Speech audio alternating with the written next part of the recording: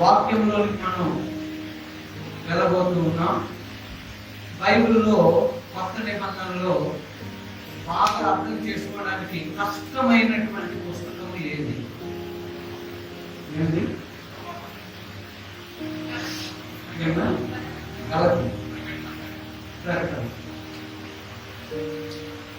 ఆనంద్ గారు చెప్పారు, రోమా పత్రిక. అది చాలా కష్టమైంది అర్థం చేసుకోండి. అలాగే మొట్టమొదటి స్ట్రాటజీ గారు పుస్తకం రాశారు, దాని హెడ్డింగ్ రోమా పత్రిక మీద న్యూ మ్యాన్, కొత్త మనిషి, కొత్త వ్యక్తి. పాతది పోయింది, కొత్తది వచ్చింది. అయితే దాని వల్ల నెక్స్ట్ దాన్ని బిల్ చేసినప్పుడు దాని పేరు మార్చారు. దాన్ని నా జ్ఞాపకం రాలేదు, దాని పేరు మార్చారు. సో రోమా పత్రిక చాలా కష్టమైనటువంటి పత్రిక. అయితే ఈరోజు మనం రోమా పత్రిక ఒక అధ్యాయం మీద మాత్రమే మనం వెళ్తాం ఎక్కువ. అయితే మొదటిగా రోమా పత్రిక గురించి 2-3 మాటలు చెప్పిన తర్వాత ఒక అధ్యాయంలోనే మనం అన్ని విధాలా కూర్చున్నాం. అయితే దీని తాలూగా రెఫరెన్స్లు చదువుతూ ఉంటారు, కానీ ఈసారి నేను ఫాస్ట్గా వెళ్ళను, కానీ రెఫరెన్స్ అన్ని కంప్లీట్ చేస్తాను. ఇది ఒక స్టడీ అనుకోండి. మళ్ళా 3 వారాలు మనకు గ్యాప్ వస్తుంది.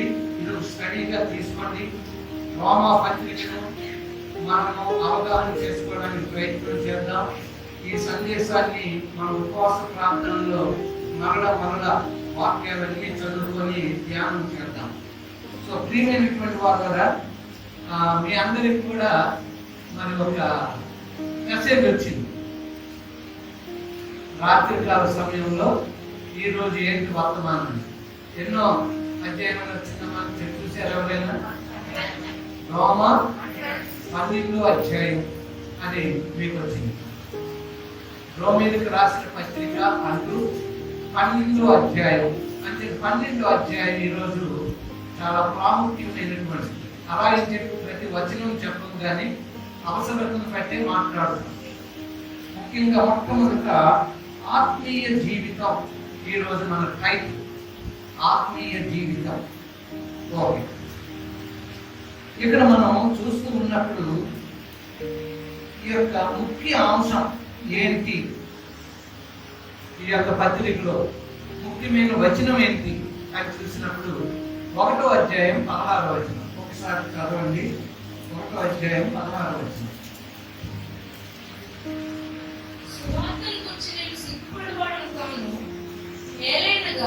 నమ్ము ప్రతివానికి మొదటి యూదునికి క్రీస్తు దేశస్థులకి కూడా రక్షణ కలుగు చేయటకు అది దేవుని శక్తి అయి ఉన్నది. ఇక్కడ మనం ఇది ముఖ్య ఉద్దేశం.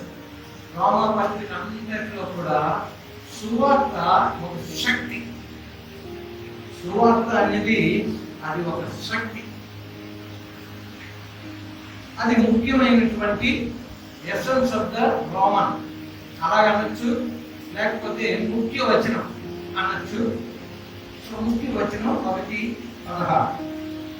ఇందులో ఈ సువార్త ఏం చేస్తుందంట? నీతిని, పరిశుద్ధతను మనకి అనుగ్రహిస్తారు. నీతి, పరిశుద్ధత. అది మనం అనుకుంటే మనం నీతిమంతులుగా ఉండలేము, పరిశుద్ధులుగా ఉండలేము. సువార్తను విన్న తర్వాత మాత్రమే పరిశుద్ధాత్మ దేవుడు మనందరి జీవితాల్లో నీతి, పరిశుద్ధత అంటే అవగాహన నేర్పుతూ మనకు ముందుకు నడిపిస్తాడు. అది అదే పరిపూర్ణ సువార్త. ఎందుకు పరిపూర్ణమైనటువంటి సువార్త మనకు అందింపబడ్డాది అనేది చూస్తూ ఉన్నప్పుడు మానవుడు పతనం అయిపోయాడు, దేవుని భక్తి నుంచి పడిపోయాడు, మానవుడు పాపంలో పడిపోయాడు, సాతానికి దాసుడైపోయాడు. అలాంటప్పుడు ఏమి జరగాలి అంటే దేవుని యొక్క నిశ్చయత పరిపూర్ణమైన బలియాగం జరగాలి. మానవుడు పతనం అయిపోయాడు, దేవుడి నుంచి దూరం అయిపోయాడు, దేవుడికి తప్పిపోయాడు, అందలేనంత దూరం అయిపోయాడు. ఎందుకంటే నీతి అంటే మానవుడికి తెలియలేదు, పాపంలోనే పడిపోయాడు. నీతిమంతుడు పరిశుద్ధుడు మాత్రమే దేవుని మార్గంలోకి వెళ్ళగలరు. ఇప్పుడు దేవుడు ఒకే ఒకటి ఎన్నో రకాలుగా ఆలోచించి చివరికి రోమపత్రికకి వచ్చినప్పటికి, కొత్త నిబంధనలు వచ్చినప్పటికీ ఏం చేశాడంట, పరిపూర్ణంగా పతనమైపోయినటువంటి మానవుడికి పరిపూర్ణమైనటువంటి బలియాగం కావాలి. ఆ పరిపూర్ణమైన బలియాగం దేవుని కుమారుడైన యేసుక్రీస్తు ద్వారానే జరిగింది. మన పతనం నుంచి తిరిగి మనము లేచి దేవుడితో సంబంధం కలిగినటువంటి ఆయన పిల్లలుగా అవడానికి ప్రభు అయిన యేసుక్రీస్తు వారు పరిపూర్ణ బలియాగం. ఇది మనకి బైబిల్ గ్రంథంలో రోమా పత్రికలో మనకి చాలా విషయాలు చెప్పబడ్డాయి. ఇంకా రోమా పత్రికలో ఒకటి చెప్పబడింది ఏంటంటే, ఏ యుగంలో ఎలాగ తీర్పు తీర్చబడుతుంది, ధర్మశాస్త్రం లేకపోతే ఎలాగ తీర్పు తీర్చబడుతుంది, ధర్మశాస్త్రం ఉంటే ఎలాగ తీర్పు తీర్చబడుతుంది, కొత్త నిబంధనలో ఉన్నటువంటి కృపలో సాగుతున్నటువంటి వారికి ఎలాగ తీర్పు తీర్చబడుతుంది అని అనేక అంశాల గురించి రోమా పత్రికలో రాయబడింది.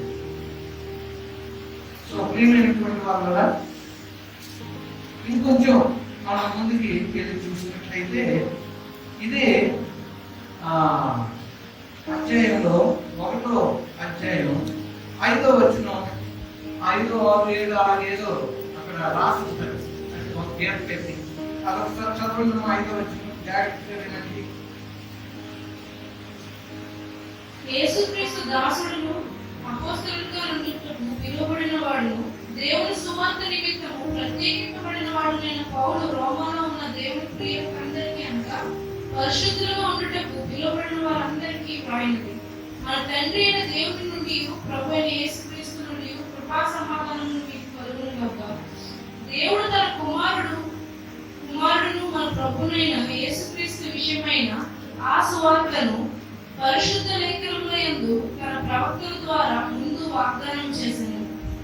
యేసుక్రీస్తు శరీరమును బట్టి దావీదు సంతానముగాను, మృతుల నుండి పునరుత్థానుడైనందున పరిశుద్ధమైన ఆత్మను బట్టి దేవుని కుమారుడుగాను ప్రభావముతో నిరూపింపబడింది. ఈయన నామము నిమిత్తము సమస్త జనులు విశ్వాసములకు విధేయులగునట్లు ఈయన ద్వారా మేము కృపను అపోస్తలత్వమును పొందితిమి. ఇక్కడ మనం చూస్తూ ఉన్నాం. నాకు ఆ మాట కావాలి ఏంటంటే, విశ్వాసం ద్వారా విధేయులగునట్లు. ఆ మాట ఒకసారి చదవండి. ఈయన నామము నిమిత్తము సమస్త జనులు విశ్వాసములకు విధేయులగునట్లు. చూడండి, విశ్వాసమునకు విధేయులగునట్లు. ఎవరి నామము? యేసు నామము ద్వారా సమస్త జనాంగము ఏమి కావాలంట? విశ్వాసానికి విధేయులు కావాలి. విశ్వాసానికి విధేయులు అవుట, విశ్వాసము విధేయత, ఈ రెండు ఈ రోమ పత్రిక 1వ అధ్యాయం 5 నుంచి 7 వచనాలు మనం చదువుతూ ఉన్నప్పుడు అందులో ఈ మాట రాయబడింది. వాళ్ళ ముగింపు ఎన్నో అధ్యాయం ముగింపు? 16వ అధ్యాయం 26వ వచనం. ఒకసారి చూడండి. సమస్తమైన అన్ని జనులు విశ్వాసమునకు విధేయులగునట్లు. చూసారా?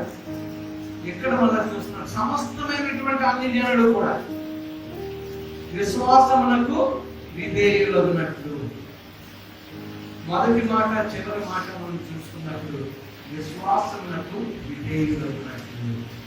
ఈ రెండు చాలా ప్రాముఖ్యమైనటువంటి మాట క్రైస్తవ జీవితానికి. విశ్వాసము, విధేయత, ఈ రెండు కూడా చాలా ప్రాముఖ్యమైనటువంటి. విశ్వాసము, విధేయత. సో ప్రియమైనటువంటి వాళ్ళ ఇక్కడ 2 అధ్యాయాలు మనం చూసుకోబోతూ ఉన్నాం. 2 అధ్యాయాలు. ఆ 2 అధ్యాయాలు చాలా ప్రాముఖ్యమైనటువంటి. 12వ అధ్యాయం అలాగే చెప్పాను. దాంట్లో సగం ఎంతండి? అంచేత 6వ అధ్యాయం 12వ అధ్యాయం ఇప్పుడు నేను చెప్పబోతున్నాను. విశ్వాసమునకు విధేయులు అవుట 1:5లో చూసాం, 16:26లో చూసాం. విశ్వాసము విధేయులు అవుట అన్ని జనాంగం అవ్వచ్చు, దేశస్తులు అవ్వచ్చు, యూదా దేశస్తులు అవ్వచ్చు, ప్రతి ఒక్కరికి సువార్త విషయంలో వారు ఏమి చేయబడాలి అంటే విశ్వాసము, విజయం. ఇప్పుడు 2 అధ్యాయాలు ప్రాముఖ్యమైనవి. చాలా జాగ్రత్తగా వినండి. ఎందుకంటే నేను మొత్తం అధ్యాయాలు చెప్పడం లేదు, కానీ మనకి ఇంపార్టెంట్ అయిన విషయం 6వ అధ్యాయం, తర్వాత 12వ అధ్యాయం. 6వ అధ్యాయం ఎప్పుడు చదువుతూ ఉంటాం మీ అందరికీ తెలుసు. ఎప్పుడు చదువుతాం? అదే దేవి చదువుతూ ఉంటుంది. చాలాసార్లు వాక్యాన్ని ముందు అదే అధ్యాయం చదవమని చెప్తూ ఉంటాను. 6వ అధ్యాయం కంపల్సరీ మనం చదువుతూ ఉంటాం వాక్యానికి ముందు. ఓకే, 6వ అధ్యాయంలో మనం చూస్తూ ఉన్నప్పుడు పవిత్రతకు దారి తీసే మెట్లు. 6వ అధ్యాయంలో ఏం కనబడుతున్నాయండి? పవిత్రతకు దారి తీసే మెట్లు కనబడుతూ ఉన్నాయి. ఏం కనబడుతూ ఉన్నాయి? అందరూ కాలు తీరాలనుకుంటున్నారు, ఫ్రీ అవుతారు. ఏం కనబడుతూ ఉన్నాయి? ఎక్కడికి వెళ్తూ ఉన్నారు మీరు? నడుస్తూ పవిత్రతకు వెళ్తూ ఉన్నారు. 6వ అధ్యాయంలో ఏం కనబడుతుంది? పవిత్రతకు దారి తీసే మెట్లు కనబడుతూ ఉన్నాయి. 6వ అధ్యాయం బాప్తిజం అనగా పవిత్రత, నీతి, విశ్వాసము, విధేయత, ఇవన్నీ కూడా అక్కడి నుంచి మన జీవితంలో మొదలవుతాయి. పవిత్రతకు కొన్ని మెట్లు కనబడుతూ ఉంటాయి. అక్కడ ఏం జరుగుతాయి అని మనం చూస్తూ ఉన్నప్పుడు అక్కడ దేవుడు, అపోస్తలులు మనకంట బతిమాలుతూ ఉన్నారు. ఏం చేస్తూ ఉన్నారు? అందరూ చెప్పాలి. ఏం చేస్తూ ఉన్నారు? ప్లీజ్ ఇలా చేయాలి, మీరు తప్పనిసరిగా ఇలా చేయాలి. చేస్తారా? చేయాలి కదా, మరి మీరు అందరూ పిల్లలు కదా, నేర్చుకోవాలి కదా అని చెప్పి ఏం చేస్తూ ఉంటారు? అమ్మ ఒక ముద్ద తింటాడు, తాత ముద్ద, ఇలా ముద్ద, మరి ఇంకా నేను పెట్టలేదు, ఒకసారి మీ అక్క ముద్ద, మీ తమ్ముడు ముద్ద అని బతిమాలుతూ ఉంటాం ఆ ముద్దలు తింటాను. అలాగే దేవుడు 6వ అధ్యాయంలో ఏం చేస్తూ ఉన్నాడంటే పవిత్రంగా మనం జీవించేలా, దేవుడికి ఇష్టమైన బ్రతుకు బ్రతికేలాగా ఆయన ఏం చేస్తాడంటే ఒక్కొక్క అడుగు, ఒక్కొక్క మెట్టు ఎక్కడానికి మనల్ని ఏం చేస్తూ ఉంటాడు? బ్రతిమాలుతూ ఉంటాడు. ఎవరు? దేవుడు బ్రతిమాలుతూ ఉంటాడు, అపోస్తలులు కూడా బ్రతిమాలుతూ ఉంటాడు. బ్రతిమాలుట ఎన్నో అధ్యాయం ఇది? 6వ అధ్యాయంలో బ్రతిమాలుట. రక్షణ పొందిన మనల్ని దేవుడు బ్రతిమాలుతూనే వస్తూ ఉన్నాడు. ఇప్పుడు నేను మాస్టర్ గారిగా ఉండి నువ్వు పాపివి, చర్చిలోకి వచ్చేవారు బాగుపడతావు, లేకపోతే అందరూ ఎక్కువ అంటే ఎవరిని వస్తాడు? ఎవరిని వస్తాడండి? చూడండి, అందరూ పాపులే కదా. పరలోకి వెళ్ళడానికి దేవుడే మనకు లేదు. అందుచేత మీరు రండి, దేవుడు మాటలు వినండి, దేవుడు రక్షణ పొందండి అంటే ఆలోచిస్తారు. సో ప్రియమైన ఇప్పుడు కొన్ని వచనాలు చదువుతాను, రాసుకోవడానికి ప్రయత్నించండి. ఈసారి మాత్రం నీకు ఎలాగ పంపుతాం అలా అని చెప్పి రాయడం మాన. చూడండి వచనం 1 కొరింథీ 4వ అధ్యాయం 16వ వచనం.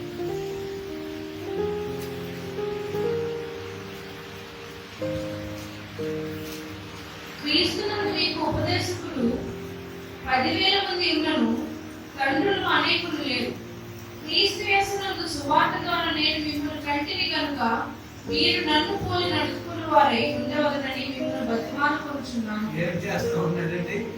బతిమాలుకుంటూ ఉన్నారు. ఎవరు? అపోస్తలుడైనటువంటి పౌలు.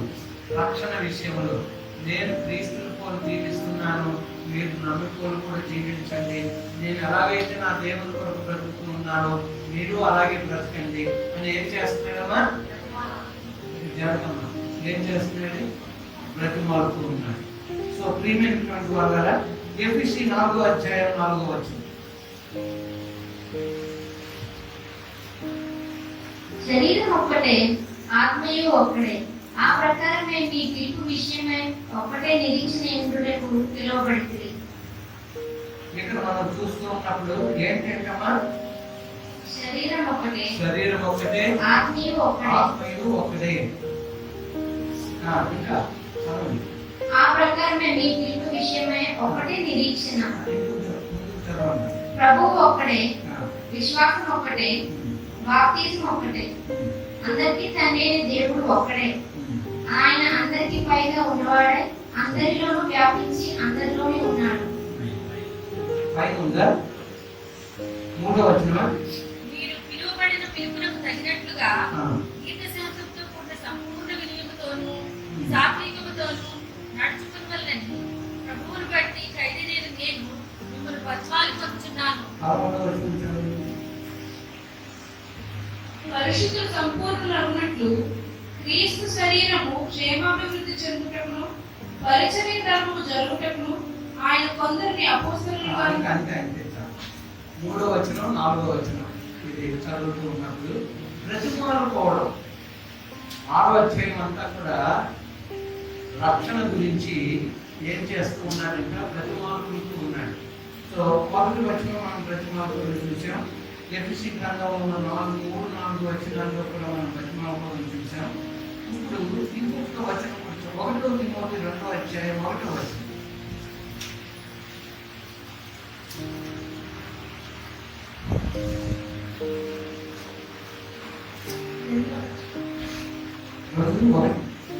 మనము సంపూర్ణ భక్తియు మాన్యతయు కలిగి నెమ్మదిగాను సుఖముగాను బ్రతుకు నిమిత్తము అన్నిటికంటే ముఖ్యముగా మనుషులందరి కొరకును రాజుల కొరకును అధికారులందరి కొరకును విజ్ఞాపనలు ప్రార్థనలు యాచనలు కృతజ్ఞతాస్తుతులను చేయవలనని హెచ్చరించుతున్నాను.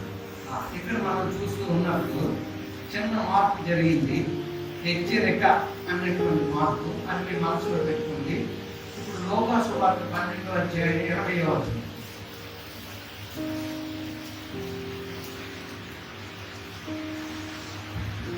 అయితే దేవుడు వెర్రివాడ ఈ రాత్రి నీ ప్రాణం నడుచున్నాను నీవు సిద్ధపరిచినవి ఎవరి వగునని అతనితో చెప్పాను. ఇక్కడ మనం చూస్తూ ఉన్నప్పుడు ఈ యొక్క ధర్మవంతుడైనటువంటి వాడి జీవితంలో వాడు ఎన్నెన్నో అనుకుంటున్నాడు. అయితే దేవుడు అంటున్నాడు, ఎన్నో కట్టించుకుందాం, పిల్లలు కలిసి భోంచేద్దాం నీవు అనుకుంటున్నావు. అదే విడివాడ నీ ప్రాణాన్ని నేను అడిగాననుకో ఇదంతా నువ్వు ఏం చేసుకుంటావు అని ఇక్కడ కూడా బ్రతిమాలుతూ ఉన్నాడు, తెలియజేస్తూ ఉన్నాడు. ఎందుకు నీకు ఈ ఆలోచన? భక్తి జీవితం, రక్షణ జీవితం నువ్వు జ్ఞాపకం చేసుకో. అది నువ్వు కాపాడు. ధనం, ఈ యొక్క సంపాదన ఇవన్నీ కాదు. నీ ప్రాణం పోతే ఇవన్నీ నీతో రావు, నిన్ను రక్షించలేదు అని చెప్తున్న రీతిలో చూస్తున్నాం. అది 6వ అధ్యాయం. ఇందాక మనం 2వ అధ్యాయం 1వ వచనం మనం చదువుతున్నప్పుడు అక్కడ ఒక హెచ్చరిక చేస్తూ ఉన్నాడు. ఇప్పుడు 12వ అధ్యాయానికి వచ్చినప్పుడు కూడా 6వ అధ్యాయంలో బతిమాలుతూ ఉన్నాడు రక్షణ కొరకు. 12వ అధ్యాయానికి రక్షింపబడిన మనల్ని హెచ్చరిస్తూ ఉన్నాడు. ఇది చాలా ప్రాముఖ్యం. 6వ అధ్యాయంలో రక్షణ కొరకు బ్రతిమాలుతూ ఉన్నాడు. పాపులారా రండి, మీ కొరకు నేను ప్రాణం పెట్టాను, నా యందు విశ్వాసం ఉంచండి, రక్షణ పొందండి. అపోస్తలులు ఏం చేస్తున్నారంటే మన బ్రతుకు ఇలా ఉంది, నా బ్రతుకు నేను సమర్పించుకున్నాను, నేను ఆయన చెప్పిన రీతిలో నడుస్తున్నాను, నేను చెప్పిన రీతిలో మీరు నడవండి అని బ్రతిమాలుకుంటూ ఉన్నాను. అది రక్షణ కార్యం. 6వ అధ్యాయం. 12వ అధ్యాయానికి వచ్చినప్పటికీ ఆజ్ఞాపన అంటే ఆజ్ఞాపించడం, హెచ్చరిక చేయడం. ఇప్పుడు మనం 12వ అధ్యాయంలో ఉన్నాం. విశ్వాసులుగా మనం హెచ్చరిక పడుతున్నాం. ఇప్పుడు కొన్ని వచనాలు మనం చూస్తున్నాం. చూడండి, ఈ ఆజ్ఞాపన ఏంటి అంటే ఎందుకు ఆజ్ఞాపిస్తున్నాడు, దేని కొరకు ఆజ్ఞాపిస్తున్నాడు అని చూసినప్పుడు 1వ కొరింథీ 3వ అధ్యాయం 16వ వచనం.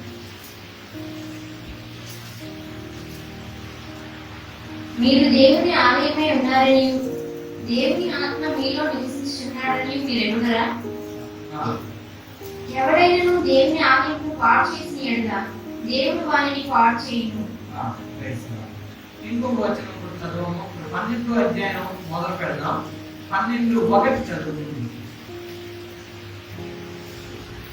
కాబట్టి సహోదరులారా, పరిశుద్ధమును దేవునికి అనుకూలమైన సజీవ యాగంగా మీ శరీరములను ఆయనకు సమర్పించుకోండి. అంతే అన్నమాట.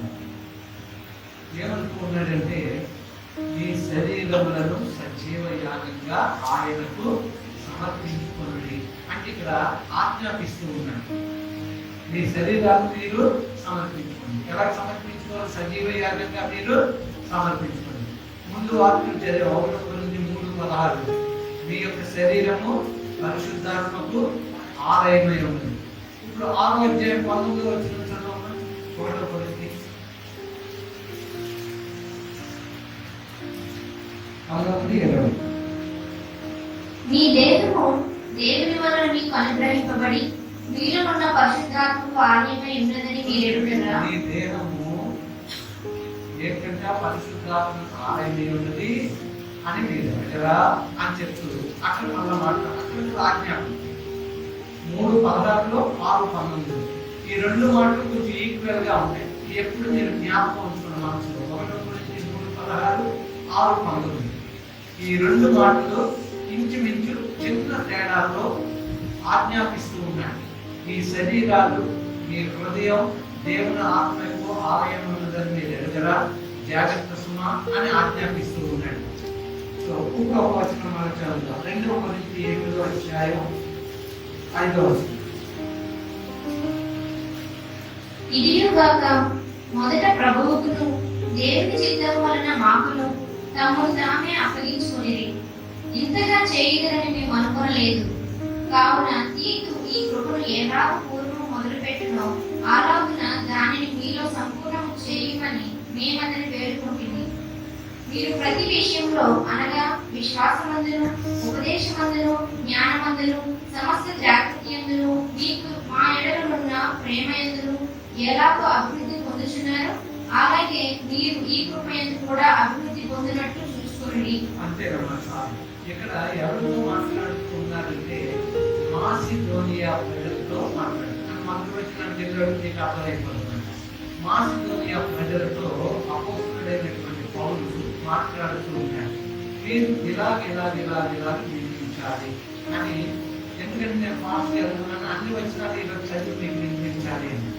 మీరు ఇంటికి వెళ్ళి ధ్యానం చేసుకోవడానికి బాగుంటుంది. మొదటిది బతిమాలుకోవడం, రెండవది ఆజ్ఞాపనం. ఈ ఆజ్ఞాపంలో ముందుగా 12:1 చదువుతున్నాం. 12వ అధ్యాయం ఇంపార్టెంట్ అంటే 6వ అధ్యాయం బతిమాలుకుంటూ ఉన్నాం.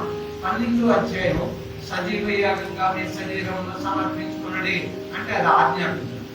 అక్కడి నుంచి ఏంటి? మీ దేహం పరిశుద్ధాత్మక ఆలయం ఉంది కదా, అందుచేత మీరు జాగ్రత్తగా ఈ శరీరాన్ని కాపాడుకోండి అని చెప్పి ఆజ్ఞాపిస్తున్నాడు. ఇంకా మనం ఓకే ఈ యొక్క ఈ భౌతిక శరీరం ఎందుకు బ్రతిమాలుకుంటూ ఉన్నాడు అని చూస్తూ ఉన్నప్పుడు ఈ యొక్క భౌతిక శరీరం సమర్పించుకోవాలి మన జీవితం. కానీ మనం ఏం చేస్తున్నామంటే సమర్పించుకోవడం లేదు. సజీవ యాగంగా మనం సమర్పించుకోవాలి. అందుకే 6వ అధ్యాయంలో ఆయన బతిమాలుతూ ఉన్నాడు. మీరు సజీవ యాగంగా మీ శరీరంలో సమర్పించుకోవాలి. అయితే ఆయన బతిమాలుతూ ఉంటే మనం అర్థం చేసుకోవడం. అందుకే చాలా సార్లు సేవకులు చెప్తారు, ఆయన గొర్రె పిల్లగా వచ్చాడు, ఇప్పుడు రాబోతున్నది యోధాగోత్సవం శివముగా వస్తాడు, అప్పుడు ప్రతిమాలుడు, ఇప్పుడు ఓన్లీ తీర్పు తీర్చడానికే వస్తూ ఉన్నాడు. ఏ క్షణంలోనైనా ప్రభు వచ్చి మనం తీర్పుకి వెళ్ళకుండా కాపాడుకోవాల్సిన మనం జాగ్రత్త పరుచుకోవాలి. అందుచేత ప్రియమైనటువంటి వాళ్ళ ఇంకొక మాట కూడా ఒకటి జరుగుతుంది. అంటే మన యొక్క భౌతిక ఈ యొక్క శరీరం సమర్పించుకోవాలి. ఎలాగ సమర్పించుకోవాలంటే సజీవ యాగంగా సమర్పించుకోవాలి. పాత నిబంధన కాలంలో పశువులను బలి ఇచ్చేవారు. ఇప్పుడు కొత్త నిబంధనకు వచ్చినప్పటికీ మనం కూడా సజీవ యాగంగా మన దేహాలను ఇవ్వాలి అంటున్నాం. ఎలా ఇస్తాం సజీవ యాగంగా? ప్రభువే తీసుకున్నారు, సజీవ యాగం అయిపోయింది. జీవిస్తూ ఉంటుండగానే పట్టబడ్డారు. మొలకిరీటు, మేకుడు, కొరడా దెబ్బలు, సిలువ మోయటం, ఇదంతా కూడా ఎలా జరుగుతుంది? చనిపోయిన తర్వాత కాదే, సజీవుడిగా ఉంటుండగానే నీ కొరకు నా కొరకు మన అందరి కొరకు ఆయన ఎన్ని కష్టాలు పడ్డాడు. సజీవ యాగం అయిపోయాడు. సజీవ యాగం. శరీరం ఉంటుండగా, ప్రాణం ఉంటుండగా ఎన్ని బాధలు. శిలువు మోయడమే కష్టమైతే గొడ్డాలు ఎంత కష్టం, చేతులు మేకులు కొట్టడం ఎంత కష్టం, మొదలు కిరీటం పెట్టి మోదడం ఎంత కష్టం. అసలు మనం ఆలోచించుకుంటున్నాను, ఒకసారి ఆలోచించాం. సో ప్రియమైనటువంటి వాళ్ళ ఇవన్నీ దేని కొరకు? దేవుడు ఎందుకు బ్రతిమాలేడు, దేవుడు ఎందుకు ఆజ్ఞాపిస్తూ ఉన్నాడు అంటే, ఇప్పుడు ఎందుకు దేవుడు ఆజ్ఞాపిస్తూ ఉన్నాడు, గట్టిగా చెప్తూ ఉన్నాడు, పౌలు కూడా గట్టిగా చెప్తూ ఉన్నాడు, ఎందుకు అనేది మనం ఆలోచించేసి, ఎందుకు ఆయన అలా చెప్తూ ఉన్నాడు? నీలో నాలో ఆంతర్య మార్పు, నీలో నాలో లోపల మార్పు. అంటే లోపల మార్పు ఏంటి? లోపల మార్పు ఏంటి? ఇప్పుడు నేను ఉన్నాను, హల్లెలూయా అని చెప్పండి, హల్లెలూయా, స్తోత్రం అందరూ చెప్పండి, స్తోత్రం.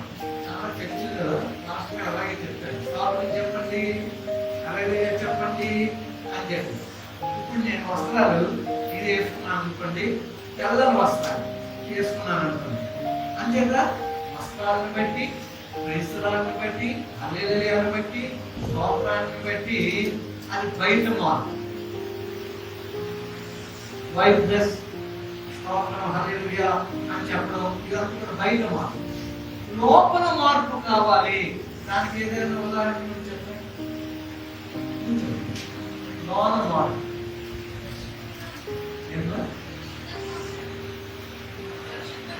పరిశుద్ధంగా ఉండాలి. జ్యోతి బతుకు నేను చూడాలంటే మాస్కులు నాకేమన్నా చెప్తారు, డాక్టర్ గారు లోపల మార్పు.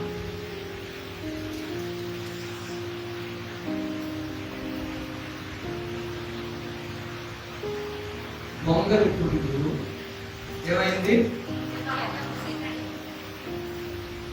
దొంగలి పురుగు కోటస్థ దశలోనికి వెళ్ళింది, కష్టమైనటువంటి స్థితిలోనికి వెళ్ళింది. మనకి ఇక్కడ ఎక్కడో నేను చూసాను, కోటస్థ ఎక్కడో రెండు దొంగల పురుగులు చాలా బిగిసిపోయి ఉన్నాయి, చాలా బిగిసిపోయి. అంటే ఎలాగంటే అలాగ ఉన్నాయి.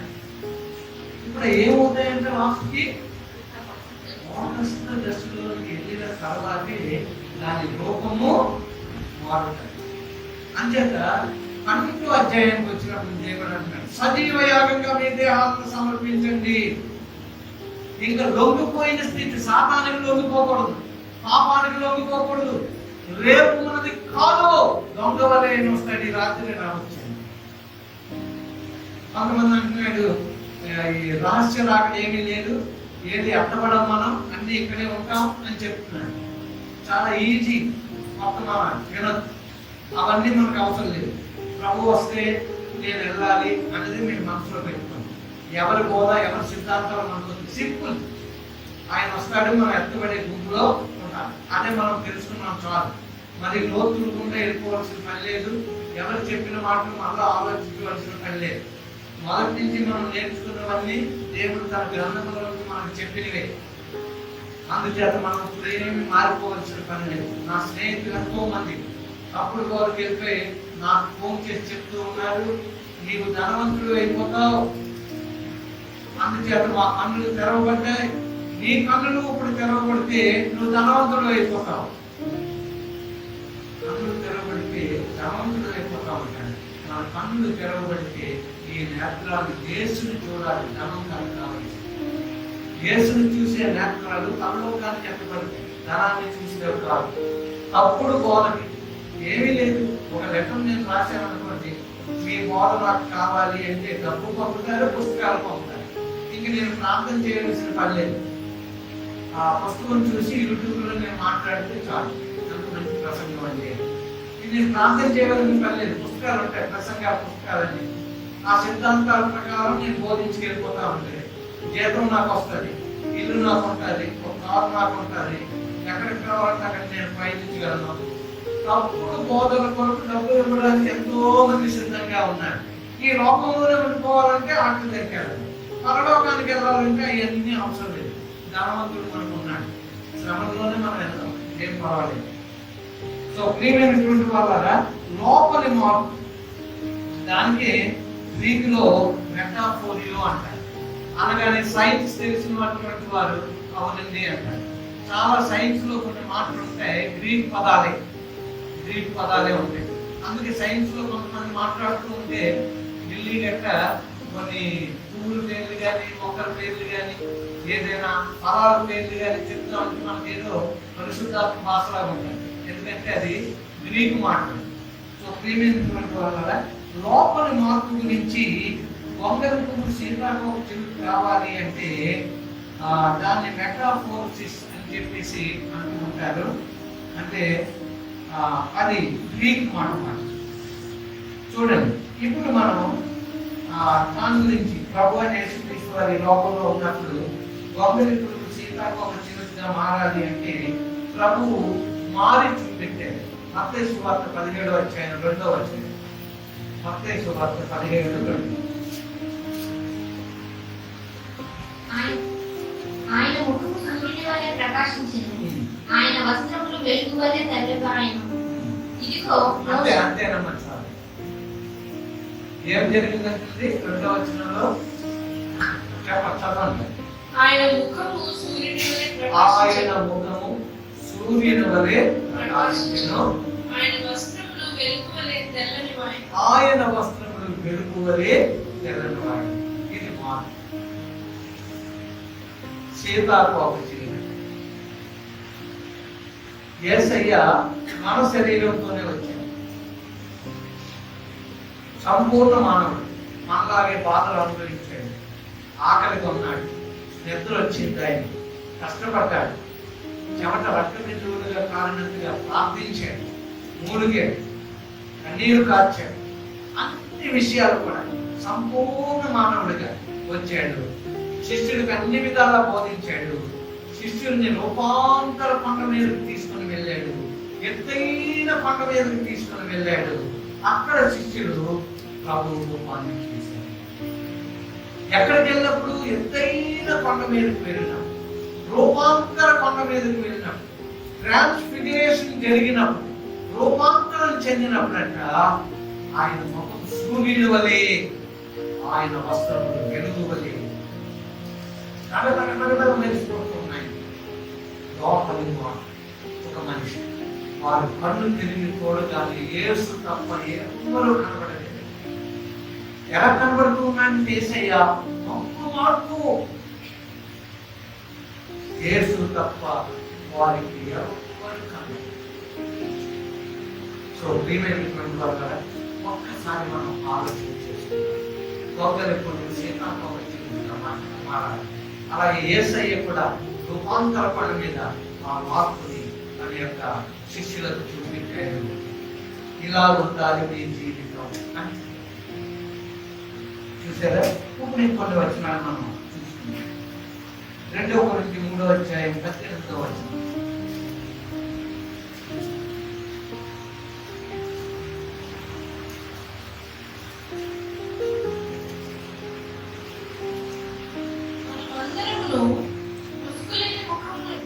ముఖముతో ప్రభువు యొక్క మహిమను అద్దము వలె ప్రతిఫలింపజేయుచు, మహిమ నుండి అధిక మహిమను పొందుచు, ప్రభువుగా ఆత్మ చేత పోలికగానే మార్చబడుచున్నాము. చూడండి, దానికి దీన్ని కనెక్షన్ చేసి రాసుకోండి.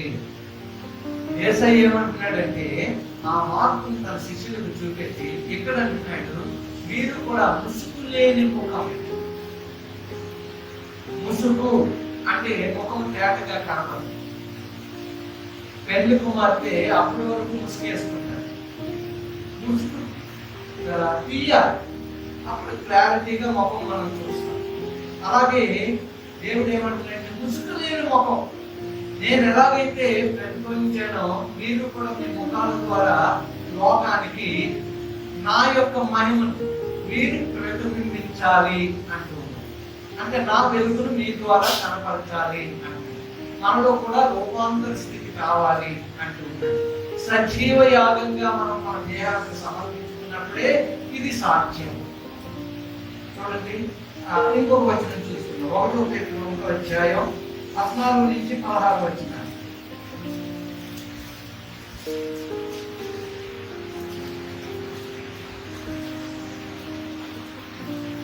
పరిశుద్ధులై ఉన్నాడు కనుక మీరును పరిశుద్ధులై ఉండునని వ్రాయబడి ఉన్నది. కాగా మీరు విధేయులకు పిల్లలై మీ పూర్వపు అజ్ఞాన దశలో మీకుండిన ఆశలను అనుసరించి ప్రవర్తింపగా అంతే నమ్మకాలు. నా పిల్లలారా అంటున్నాడు, పూర్వం మీ పరిస్థితులన్నింటినీ కూడా అలాగే ఉంచుకోవచ్చు. మీ పరిస్థితుల్లో మార్పులు రావాలి. వచ్చిన విద్యార్థులకు ఇంకొక వచనం కదా, 1 యోహాను 2:15 నుంచి 17 వచనాలు. 1 యోహాను 2:15 నుంచి 17 వచనాలు. ఈ లోకములో ఉన్న వాటినైనను ప్రేమింపకుడి. ఎవడైనను లోకమును ప్రేమించిన యెడల తండ్రి ప్రేమ వానిలో ఉండదు. లోకములో ఉన్నదంతయు అనగా శరీరాశయు, నేత్రాశయు, జీవపుటమును తండ్రి వలన పుట్టినవి కావు. అవి లోక సంబంధమైనవే. లోకమును దాని ఆశయు గతించుకోవచ్చున్నవి కానీ దేవుని చిత్తమును జరిగించువాడు నిరంతరము నిలుచు. చూడండి, లోకములో ఉన్నదంతా శరీరాశ, నేత్రాశ, జీవపుటంబము. అలాగే మీరు ఉండకూడదు.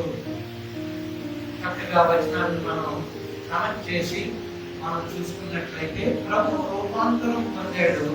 ఆ రూపాంతర స్థితిలో ఆయన రక్షణ పొందినటువంటి మనం కూడా ఎలా జీవించాలి అనేది ఇక్కడ చూపెడుతూ ఉన్నాడు. ఇప్పుడు మనస్సు మారాలి, బ్రతుకు మారాలి. అంటే రూపం మారింది, బ్రతుకు మారాలి, మనసు కూడా మారాలి. ఇంకొక వచనం చూడండి, ఎఫెసీ 4:23-24 వచనాలు.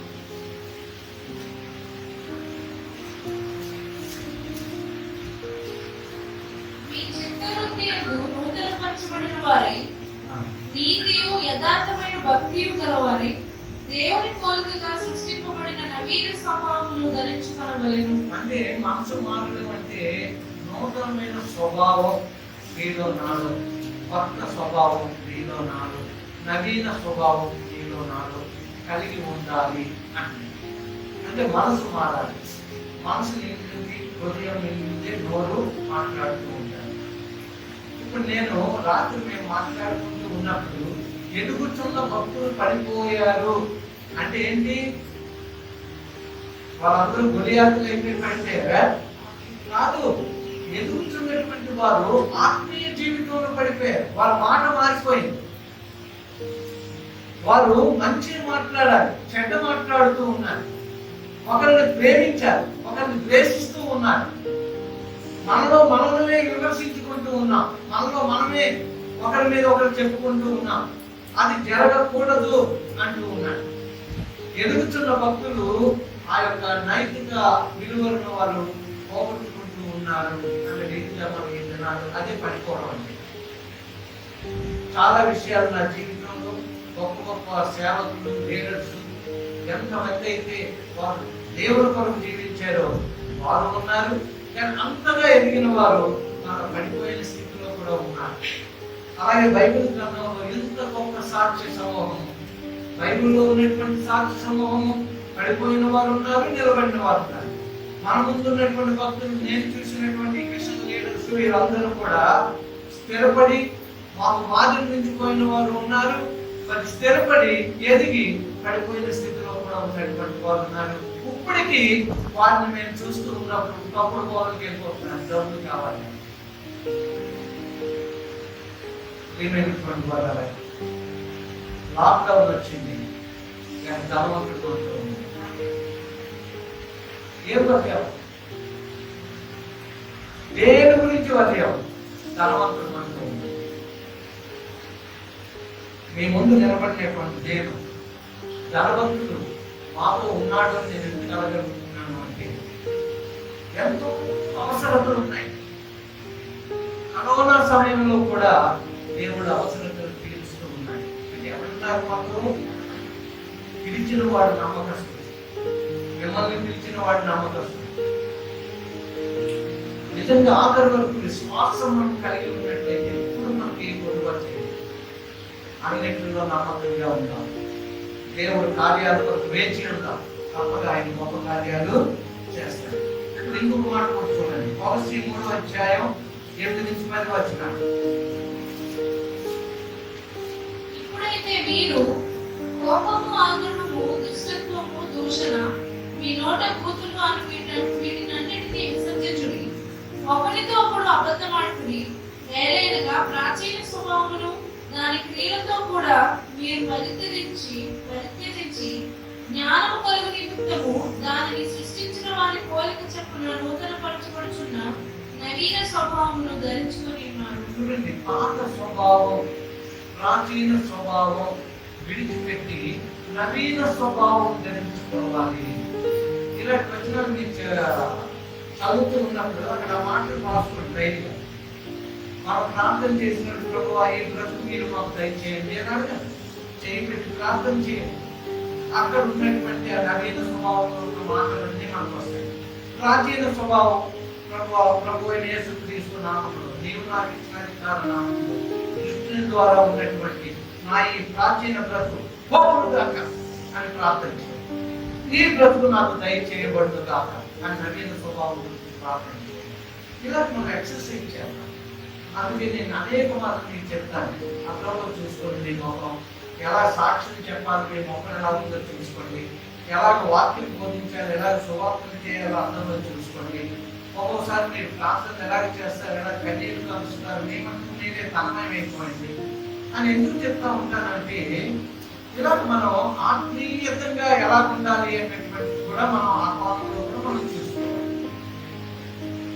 ఏడాది ప్రార్థించాలి, మోయాలి, మోకరించాలి, ప్రణామం చేయాలి, దాన్ని శాస్త్రాన్ని పడిపోవాలి, రోధించాలి, ఏడాది కుమిలిపోవాలి. దేవుడు ఇటువంటి రోగ బ్రతుకు నుంచి నీవు నన్ను కాపాడావు. మన ఆ యొక్క సోదరుడు సేవకు రానుకున్న కాలంలో కలిగినప్పుడు నా నడుదకి చూడలేదు. మొట్టమొదట నాకు నీరసంగా ఉంది, బకెట్ చాలా పెద్దది, నీళ్ళు పట్టేసాను. తనేమో ఫుల్గా ఉన్నాడు, రాలేదు. ఆ బకెట్ నేను పోయలేదు. ఎలాగో మొత్తం తీసుకొచ్చా బకెట్ అక్కడ పెట్టి ముందు బయటికి స్నానం చేయిస్తే ఎన్నిసార్లు స్నానం చేయించినా ఆ నవ్వులకు వస్తుంది. ఎక్కడి నుంచి ఉన్నది ఆ స్నానానికి నేను అన్నప్పుడు అన్నీ వస్తాయి. వాటికి స్నానం చేయండి బాబు అంటే ఆ ట్యాంకులో నీళ్ళన్నీ కాలేదు. అందుకే అప్పుడు నేను మళ్ళా చెప్పాను, శనివారం ఏరియాలో వస్తాను దీనికి సోదరి సరోజని చెప్తూ ఉన్నాను. నీళ్ళన్నీ అయిపోయి ఉంటే ఎవరైనా ముందు మీరు ఆన్ చేసేయండి, కరెంట్ ఉండాలి, మీరు ఆన్ చేసేయండి, నీళ్ళు ఉండాలి అని. నిజంగా చూసినట్టు నీళ్ళే లేవంటే మనం కరెంట్ ఆన్ చేసి నీళ్ళు ఎంత చేసేదంటే స్నానం. తర్వాత ఆ మురికి పిండుతూ ఉంటే ఇంకా వస్తూనే ఉన్నాయి. ఇంకెంతసేపు పిండుతాం, మగవాళ్ళతో నవ్వుతూ ఇంటికి ఆలోచించండి, చేయించండి అని పెద్ద బ్యాగ్ తీసుకొని నీళ్ళు పెడితే ఆ మురికితోనే జాడించి ఇంకా జాడించి ఇంకా వస్తూనే ఉంది. పిండి దాన్ని చేసి అలాంటి బ్రతుకులు మనకి సజీవ యాగంగా మనం సమర్పించుకోకపోతే ఆ మురికి వస్తూనే ఉంటాయి. ప్రాచీన స్వభావం మనం విడిచిపోదు, మన మాటలు విడిచిపోవు, కోపం పోదు, చెడ్డ మాటలు పోవు, చెడ్డ బ్రతుకు పోదు. చివరి దినాల్లో అంట బాబులు నేర్చుకుంటారు, జ్ఞాపకం చేస్తారు, పేకాట నేర్చుకుంటారు, వ్యభిచార తలంపులు లేను వ్యభిచార తలంపుల్లోకి వెళ్ళిపోతారు. దుష్టుడు చిన్న పిల్లలు మొదలుకొని పెద్దవారి వరకు ఆ యూట్యూబ్ లో చూపెట్టిన చిన్న పిల్లగాడు ఇంకా ఆడి 2-3 మూడుగా ఎన్నోనేమో ఆడ దగ్గర నుంచి ఆ సెల్ ఫోన్ లాగేసుకుంటా ఉంది. ఇంకా ఏడుపు చూడాలి, మాకు ఆడి చేతికి ఇవ్వగానే మరి ఆడికి ఏం కనబడుతుందో అని టప నువ్వు తీసుకుంటాడు. 3 నెలల పిల్లడే. జ్ఞానం పెరిగిపోతుంది, పాపం పెరిగిపోతూ ఉంది. పిల్లలకి వాళ్ళు సైలెంట్ అవుతారు. మీకు పెద్దవాళ్ళైన పిల్లలకు మీరు ఒక మాట చెప్పండి, అమ్మ మీరు ఎంతవరకు ఉపయోగించాలో అంతవరకు ఉపయోగించి వారు మీరు కోపపడదు. మీరు కోపపడ్డారంటే దుప్పట్లోకి వెళ్ళిపోయి ఆపనాలు చేస్తుంది అంటే కోపపడదు. కోపపడకుండా బతిమాలండి. బతిమాలిన తర్వాత 12వ అధ్యాయానికి వెళ్ళండి. హెచ్చరిక 6వ అధ్యాయం బతిమాలడం, 12వ అధ్యాయం వాళ్ళు ఎప్పుడు హెచ్చరిస్తాం ముందు మనం బాగుంది. లేకపోతే అప్పుడు మా మమ్మీ చెప్తుంది దాని ఆ సంగతి మాకు తెలియజేయండి అనుకుంటారు. అందుకు ముందు మనం పట్టుకోవాలి, తర్వాత వాళ్ళకి అప్పుడు మన బ్రతుకు బాగుంటారు కనుక వాళ్ళ జీవితంలో కుటుంబ ప్రార్థన మానవద్దు. 5 గంటలకు ఎంతమంది లేవడం లేదు, ప్రార్థనకు లేవడం లేదు, అర్థం లేదు. ఎందుకంటే 3 వారాలు పర్వాలేదు. ఎవ్వరు అబద్ధం వాడు 5 గంటలకు నేను లేవలేదు అన్న వాళ్ళు లేచినారు.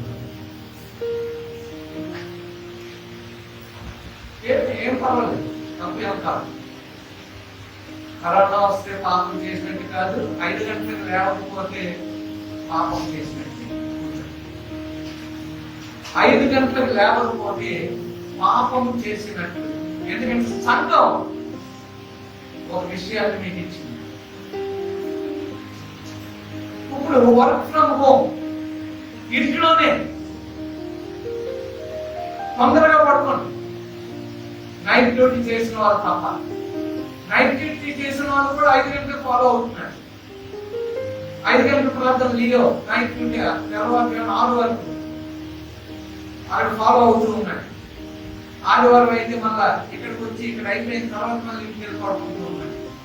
పర్వాలేదు, అలా నైట్ డ్యూటీ చేసిన వాళ్ళు ఎవరైనా ఫాలో అవుతూ ఉండాలి, మనం పడుకుంటూ ఉండాలి. ఎందుకు నేను మిమ్మల్ని అందరినీ లేపానో తెలుసా? నాకు తెలుసు, నేను రోజు మా ప్రార్థనలో ప్రభువా ఎంతో మంది లేవలేదు అని మేము అనుకుంటున్నాం. బ్రతిమాలుతూ ఉన్నాం, వాళ్ళకి లేవగలిగిన కృప. చదువుల్లో వాళ్ళకి మంచి మార్కులు కావాలంటే, వాళ్ళు గొప్పవారు కావాలంటే 5 గంటలకు లేవాలంటే. బైబిల్ చెప్తుంది, తెల్లవారుజామున ప్రార్థన దేవుడు వింటాడు. దావీదు రాజు 7 మారులు సూచిస్తూ 3 మారులు ప్రార్థిస్తూ ఉన్నాడు. రాజుగారికి పని పాటు లేకపోవడం కాదు, రాజ్యమంతా చూడడానికి 24 గంటల వరకు సరిపోదు. అటువంటి బాధ్యత కలిగిన వారు కూడా దేవుడి కొరకు వారు లేచి కనబడుతూ ఉన్నారు. మన పట్ల చేసిన దేవుడు ఆయన కృపను జ్ఞాపకం చేస్తుంది. కరోనాకు ముందు డోంట్ వరీ, నేను ఎన్నోసార్లు చెప్తున్నాను, కరోనాకు ముందు డోంట్ వరీ, కరోనా తర్వాత భక్తి జీవితం పుంజుకోండి. మీరు ఈజీగా తీసుకోండి. 12 తర్వాత నేను పడుకుంటూ ఉంటే, ఒక్కోసారి 1 గంటలకు పడుకుంటూ ఉంటే 3:30కు లేవాలి అంటే చాలా కష్టం. అలాగే పట్టుకొని తప్ప లేచి కూర్చోండి. ఒకటి నేను నేర్చుకున్నాను, బాత్రూంలోకి వెళ్ళిపోయి ఇలాగ నీళ్ళు కళ్ళు తెరిచి ఇలాగ నీళ్ళు పట్టుకోవడం మొదలు పెట్టాను. కళ్ళు తెరిచి కొట్టుకుంటే ఏంటంటే అప్పుడు పురుషులు వచ్చిన లేక ముందు రోజు దాంట్లో ఉన్నటువంటి నాట్లు వచ్చిన మనకి అన్నట్టు ఉంటుంది. మీరు ఇలా నీరు కొట్టుకోండి, కళ్ళు జాగ్రత్త ఇక మీకు నిద్ర రాదు.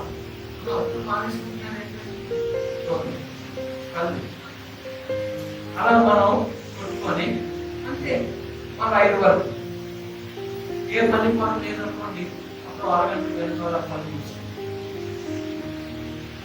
రాత్రి 6 గంటలకు నిద్ర అయిపోయింది అనుకోండి, 1 గంట మీరు పనులు ఉంచుకోండి. అప్పుడు మీ పనులు మీరు లేచి తయారవ్వాలి. చెప్తూ ఉన్నాను, నవీన స్వభావం ధరించుకోండి. 12వ అధ్యాయంలో హెచ్చరిస్తూ ఉన్నాడు, ప్రతి ఒక్కరిని హెచ్చరిస్తూ ఉన్నాడు.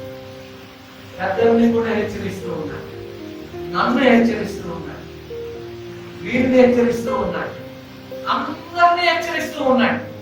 6వ అధ్యాయంలో బతిమాలుతూ ఉన్నాడు, 12వ అధ్యాయంలో హెచ్చరిస్తూ ఉన్నాడు, ఆజ్ఞాపిస్తూ ఉన్నాడు.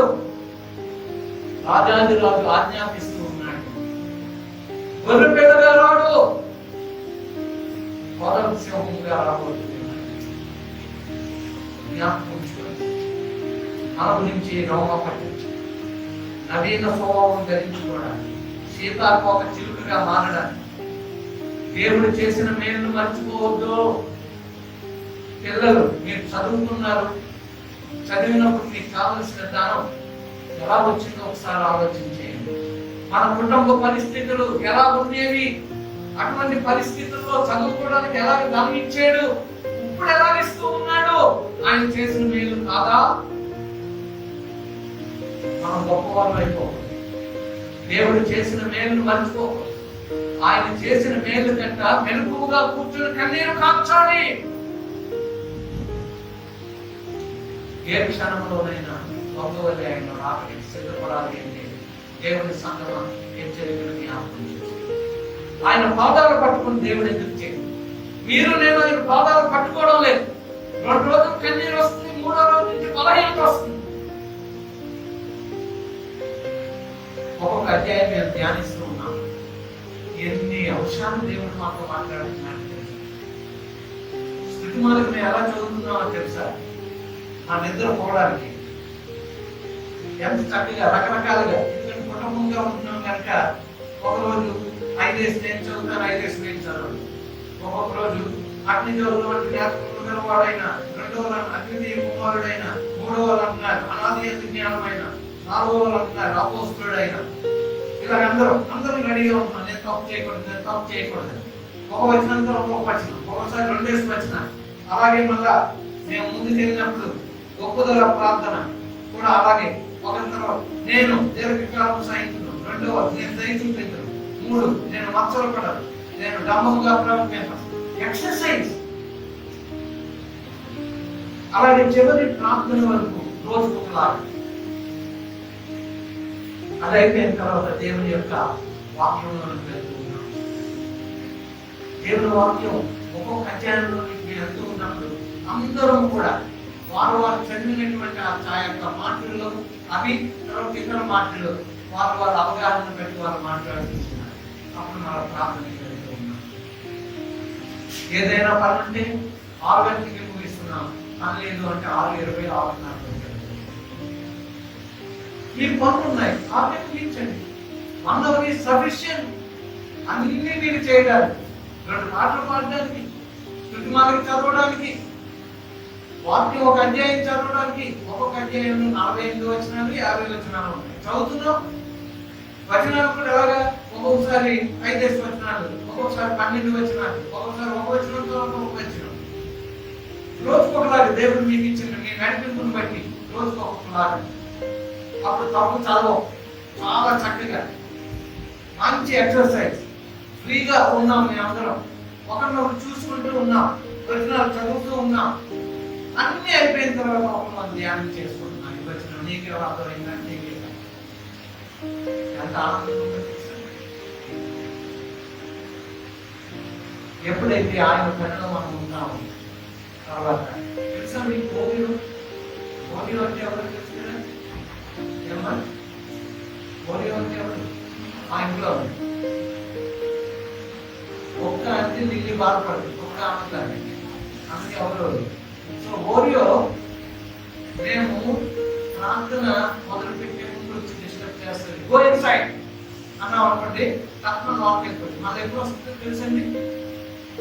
ఆమె అనగా నుంచి కలుపు తగ్గించుంటుంది. ఎప్పుడు తీస్తారు కలుపు మీరు చేయబెట్టి ప్రార్థన చేయగానే తలుపు తీయగానే వాములు పెట్టి ఉన్నాయో లేవో వాసన చూడడానికి వెళ్ళిపోయి ఒకసారి తిరిగి వచ్చేస్తారు. అంటే దానికి కూడా తెలుస్తారు. తలుపు ఎప్పుడు తెలుస్తారు?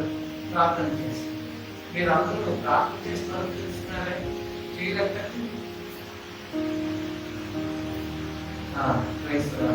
ఒక్కోసారి ఏదైనా అవసరం భర్తలు వెళ్ళిపోవాలనుకోండి, మీరు లేకపోయినా ఆయనతో చెప్పండి, కొంచెం ప్రార్థన చేసినప్పుడు తీసుకు వెళ్ళండి. లేదు 6 గంటలకి మీరు బయటకు వెళ్తున్నారు అంటే నో ప్రాబ్లం. అందరూ కలిసి ప్రార్థన చేసిన చేతి నుంచి ఎన్ని రూమాలు ఉన్నాయి అవి ఇంటి మీద.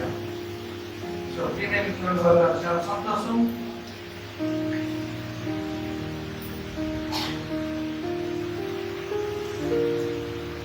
ఇక్కడ చాలా ప్రాముఖ్యమైనటువంటిది 12వ అధ్యాయం 3వ వచనం చదవండి. రోమా 12:3. తను తాను ఎంచుకొన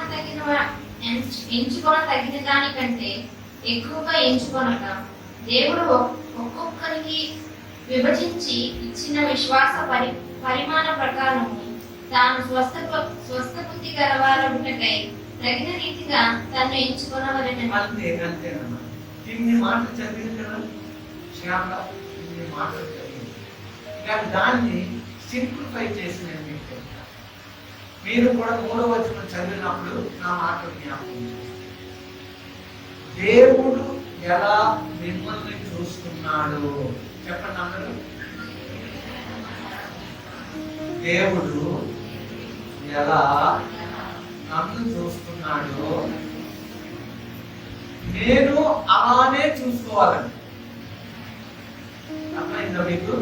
దేవుడు ఎలాగైతే మనల్ని చూస్తూ ఉన్నాడో అలాగే మనల్ని మనం చూసుకోవాలంట. అంతకంటే ఎక్కువకి వెళ్ళొద్దు, అంతకంటే తక్కువకి వెళ్ళొద్దు. అంటే దేవుడు చూస్తున్నాడు నేను ఎలా ఉండమని నీతో చెప్తూ ఉన్నాడో అలాగే నీకు ఉండడానికి ప్రయత్నం చేయి.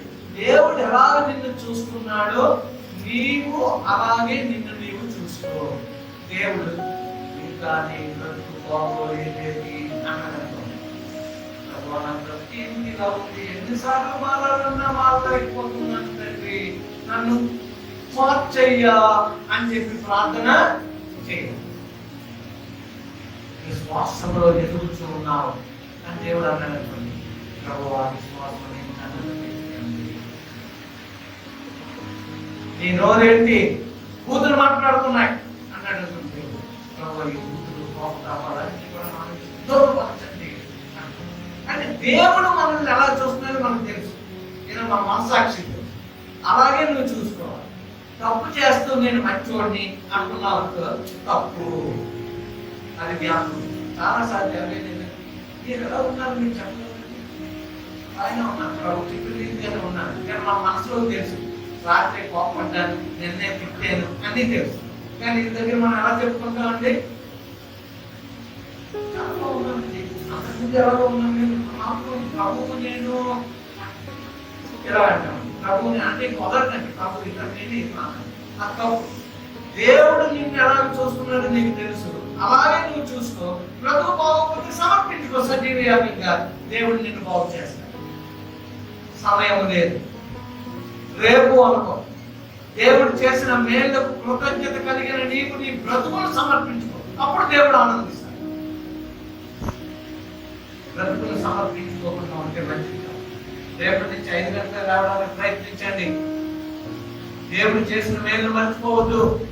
నీకు ఇచ్చిన చదువు, నీకు ఇచ్చిన ఉద్యోగం, నీకు ఇచ్చిన రక్షణ, నీకు ఇచ్చినటువంటి మంచి కుటుంబం, ప్రార్థించే తల్లిదండ్రులు ఉన్నారు, ప్రార్థించే పిల్లలు ఉన్నారు.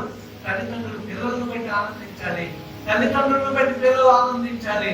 ఒక దినం అంటారు, మా తల్లిదండ్రులు ప్రార్థించే తల్లిదండ్రులు కనుక నా బ్రతికిలా ఉందండి అని మీకు సాక్ష్యం చెప్తారు.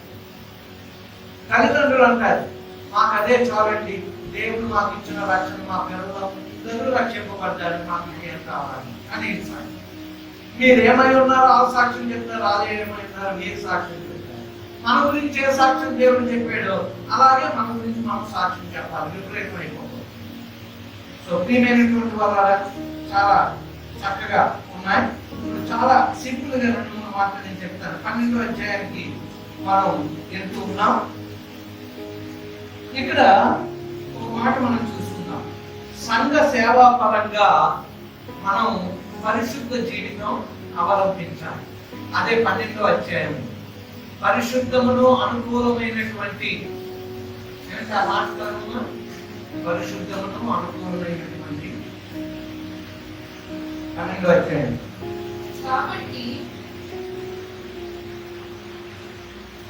కాబట్టి సహోదరులారా, పరిశుద్ధమును దేవునికి అనుకూలమైన సజీవ యాగముగా ఈ శరీరములను ఆయనకు సమర్పించుకొనుటని. అది పరిశుద్ధ జీవితం నాకు కావాలి అని దేవుడు అంటున్నాడు. పరిశుద్ధ జీవితం 12వ అధ్యాయంలో పరిశుద్ధ జీవితం, పరిశుద్ధ బ్రతుకు కావాలి. అది కావాలి అంటే మనకు ఒక సహాయం చేస్తాడు. ఎవరది? ఆత్మదేవుడు. ఆత్మదేవుడు సహకరిస్తాడు. యేసయ్య వెళ్ళిపోతూ ఆత్మను పంపాడు. ఆత్మే అపోస్తులను నలిచింది, అపోస్తులను మార్చింది. ఆత్మ దిగి వచ్చిన తర్వాత సంఘం స్థాపింపబడ్డారు. ఇప్పటి వరకు పరిశుద్ధాత్మని మనల్ని నడిపిస్తూ ఉన్నాడు. అంతేత ఆత్మని హెబ్రీలో రీచ్ అంటారు. REACH, హెబ్రీలో అంటారు. గ్రీక్ లో రూమా అంటారు. P సైలెంట్, PREUMA, రూమా అని అంటారు.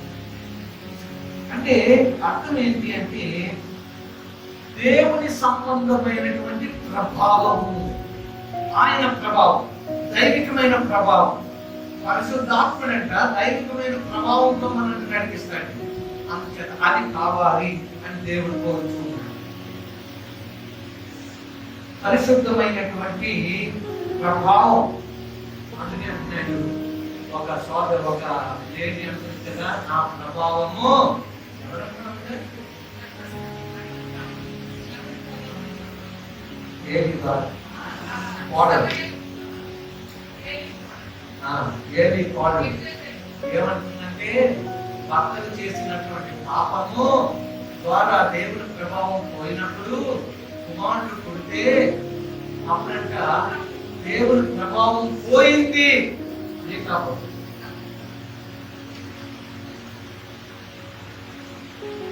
ఎవరైనా బలహీనంగా ఉన్నారనుకోండి, ఏం కావాలా అంటే ప్రభావం పోయిందా, శక్తి పోయిందా.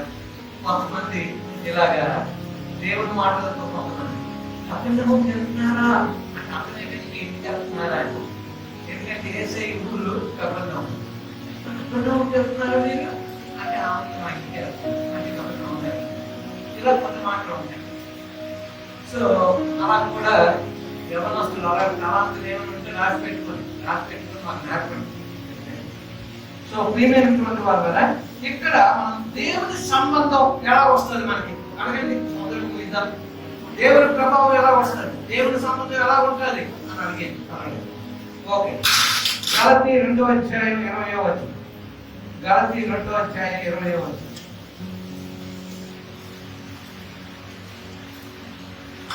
నేను క్రీస్తుతో కూడా సిలువ వేయబడి ఉన్నాను. నేను క్రీస్తుతో కూడా సిలువ వేయబడి ఉన్నాను. ఇంకా జీవించువాడు నేను కాదు.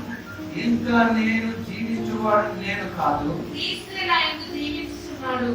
హల్లెలూయా. క్రీస్తుతో సిలువ వేయబడి ఉన్నాను. ఇంకా జీవించువాడు నేను కాదు. ఎవరు జీవిస్తూ ఉన్నారు? ఇంకా ఇందాక మీకు మాట నేను చెప్పాను కదా, తెల్ల బట్టలు వేసుకొని నేను హల్లెలూయా అంటే మీరందరూ హల్లెలూయా స్తోత్రం. చాలా మంది మాట్లాడారు ఇలాగే స్తోత్రం చెప్పడమా అంటా ఉంటారు. ఎందుకు వస్తున్నారు హల్లెలూయా చెప్పండి అంటా ఉంటారు. మీరు కూడా పాస్టర్ గారు తెల్ల బట్టలు తీసి క్రైస్తవ హల్లెలూయా అంటారు. అప్పుడు ఏంటంటే ఇది భౌతికంగా పైరూపం. పాస్టర్ గారు తెల్లని బట్టలు, పాస్టర్ గారు హల్లెలూయా, పాస్టర్ గారు క్రైస్తవ, ఆయన బ్రతికి ఎలా ఉంటుంది అంటే పైరూపం కాదు. నీది నాది కూడా పైరూపం కాదు. ఏ రూపం కావాలి? ఆంతర్యం. ఆంతర్యం ఎలా ఉండాలి? మనం సిలువ వేయబడాలి. లోకానికి మనకి సిలువ వేయబడాలి. మనం జీవించేవాడు యేసు తప్ప ఇంకెవరు ఉండకూడదు. నీ మాటలు యేసు ప్రభు నీలో ఉంటే ఎలాగైతే నువ్వు జీవిస్తావు అలా మాట్లాడు. పాపం వచ్చిందనుకో, అమ్మో యేసై నాలో ఉన్నాడు, వెళ్ళిపోతాడేమో, పాపాన్ని తగ్గించుకుంటాడు. నీ బ్రతుకు ఎన్నిసార్లు చెప్తున్నా అన్నప్పటికీ అమ్మ అలా యేసై ఉన్నాడేమో, ఈ వ్యక్తులు కూడా మారు అని ఆగిపోతాడు. అప్పుడు పరిశుద్ధాత్మ మనకు సహాయం చేస్తాడు. కానీ అలాగే పాపంతో చిందులు వేసాం అనుకోండి, పరిశుద్ధాత్మ మనకు సహాయం చేయలేదు. సిలువ వేయబడాలి. మనం సిలువ వేయబడాలి. లోకానికి సిలువ వేయబడాలి. జీవించువాడు యేసే. జీవించువాడు యేసే.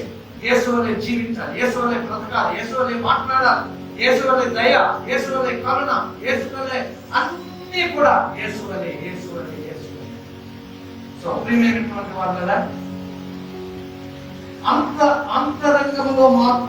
గొంగళ పురుగు ఏం చేయబడాలి? సీతాకోక అంటే హృదయము శుద్ధి చేయబడాలి.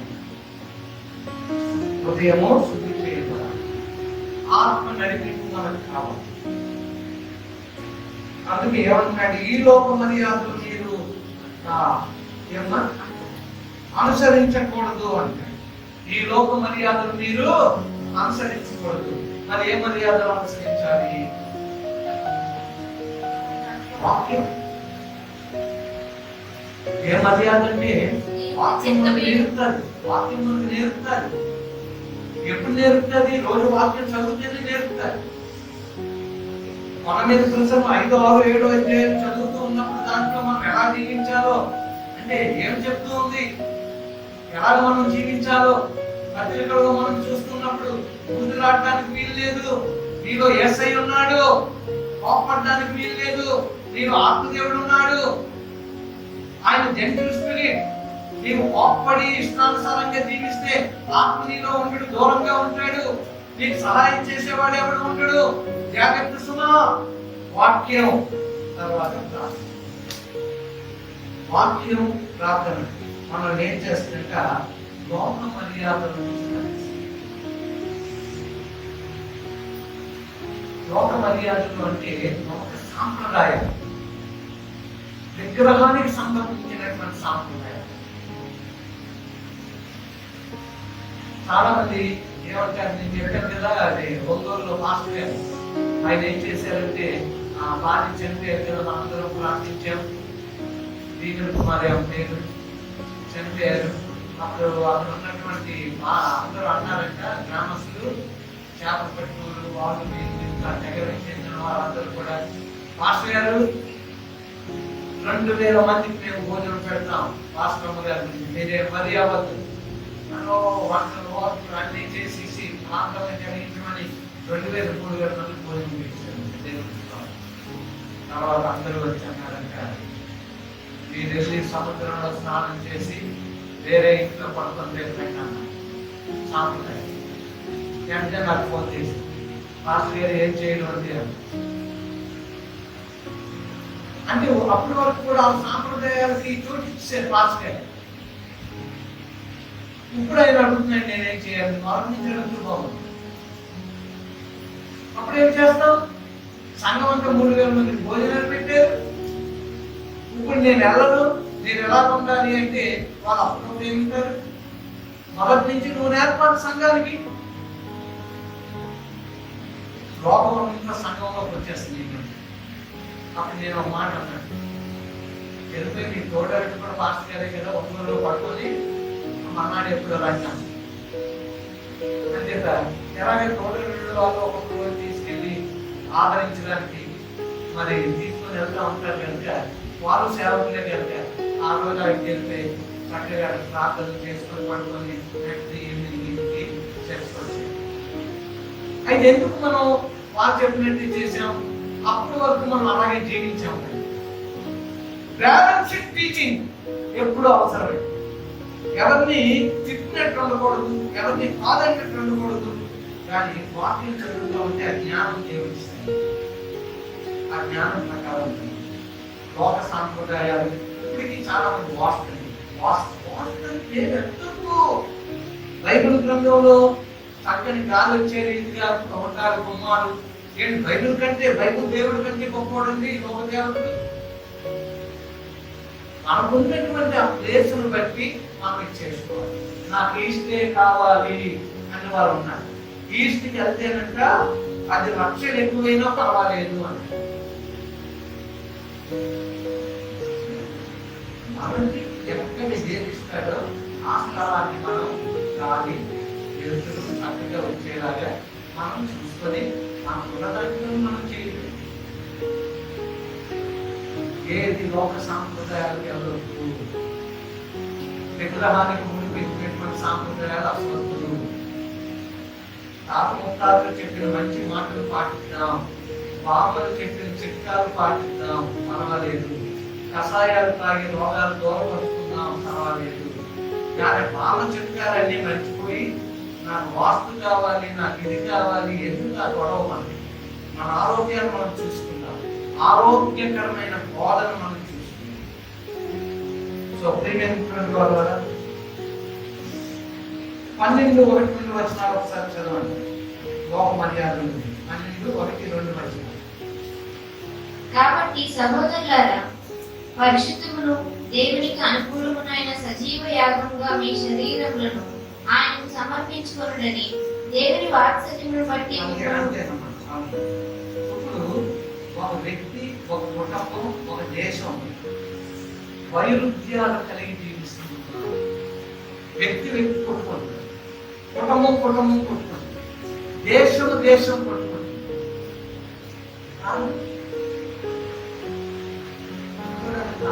తెలుసా, మోడీ అని ఇక్కడ కొట్టేస్తారు. చైనా ఎక్కడ లేదే వచ్చేస్తుంది. నా దేశం పెద్దది జనాభాలో, ఆర్థికంగా నేను పెద్దోడిని, నేనంటే ప్రపంచం భయపడుతూ ఉంది. ఇండియా నాకంటే చిన్నదే. ఇప్పుడు అందరూ మోడీ జపం చేస్తున్నారేంటి అని వాడు వెళ్ళిపోతున్నాను అంటాడు. అదే అవుతుంది. ఈ రోజు పేపర్లో 2 కిలోమీటర్ల దూరం వెళ్ళిపోయారు. 3వ రోజు పేపర్లో అమ్మో ఆ 2 కాళ్ళు అంటే వాడిని డ్రాగన్ అంటారు కదా, 2 కాళ్ళు అంటే మన సాధారణకి 2 కాళ్ళు ఎలా ఉంటాయో అది 2 కాళ్ళను నమ్మద్దు, 2 కాళ్ళను నమ్మద్దు. వెళ్తానంటే వాళ్ళు అక్కడే కొడుతూ ఉంటారు. నాకు మొట్టమొదటి నా సందేశం, ఆ యొక్క డ్రాగన్ కంట్రీ వాడు చేస్తున్నటువంటి పనులన్నీ చూస్తున్నప్పుడు సాధారణ పనులన్నీ కూడా వాడు చేస్తుంది. అందుకే నా మొదటి సందేశం మీరు కరోనా వచ్చి రాగానే మీరు ఆలోచించిన దాంట్లో చాలా చక్కగా ఉండాలి. డ్రాగన్ కంట్రీ గురించి మనం వర్ణించుకున్నాం.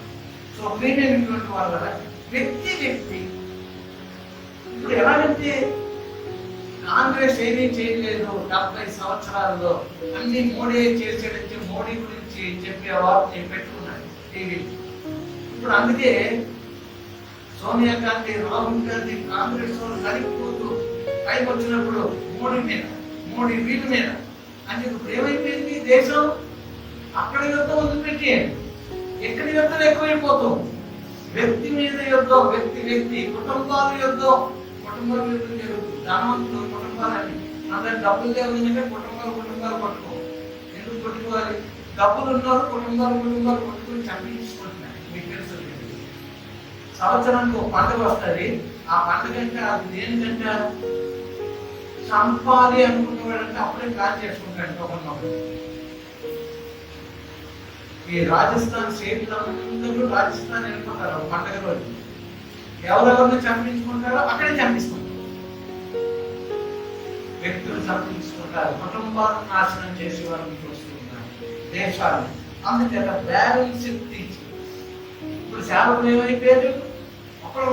ఎలాగంటే అది అసలు నిజంగా యుద్ధం జరుగుతున్నట్టు కొంతమంది ఏమిటి మీరు మాస్టర్ కొట్టేసుకుంటున్నట్టు మాట్లాడతారేంటి? నిజమే. ఆయన చూడసు అని అన్నారు అనుకోండి. నేను వచ్చి ఏంటంటే ఇదంటే అంటారు. అప్పుడు చూసిన వాళ్ళకి ఎలా ఉంటుంది, ఏంటి ఎంత అంటున్నారు ఏంటి అంటే అదేం అర్థం. ఇదే ట్రాన్స్లేషన్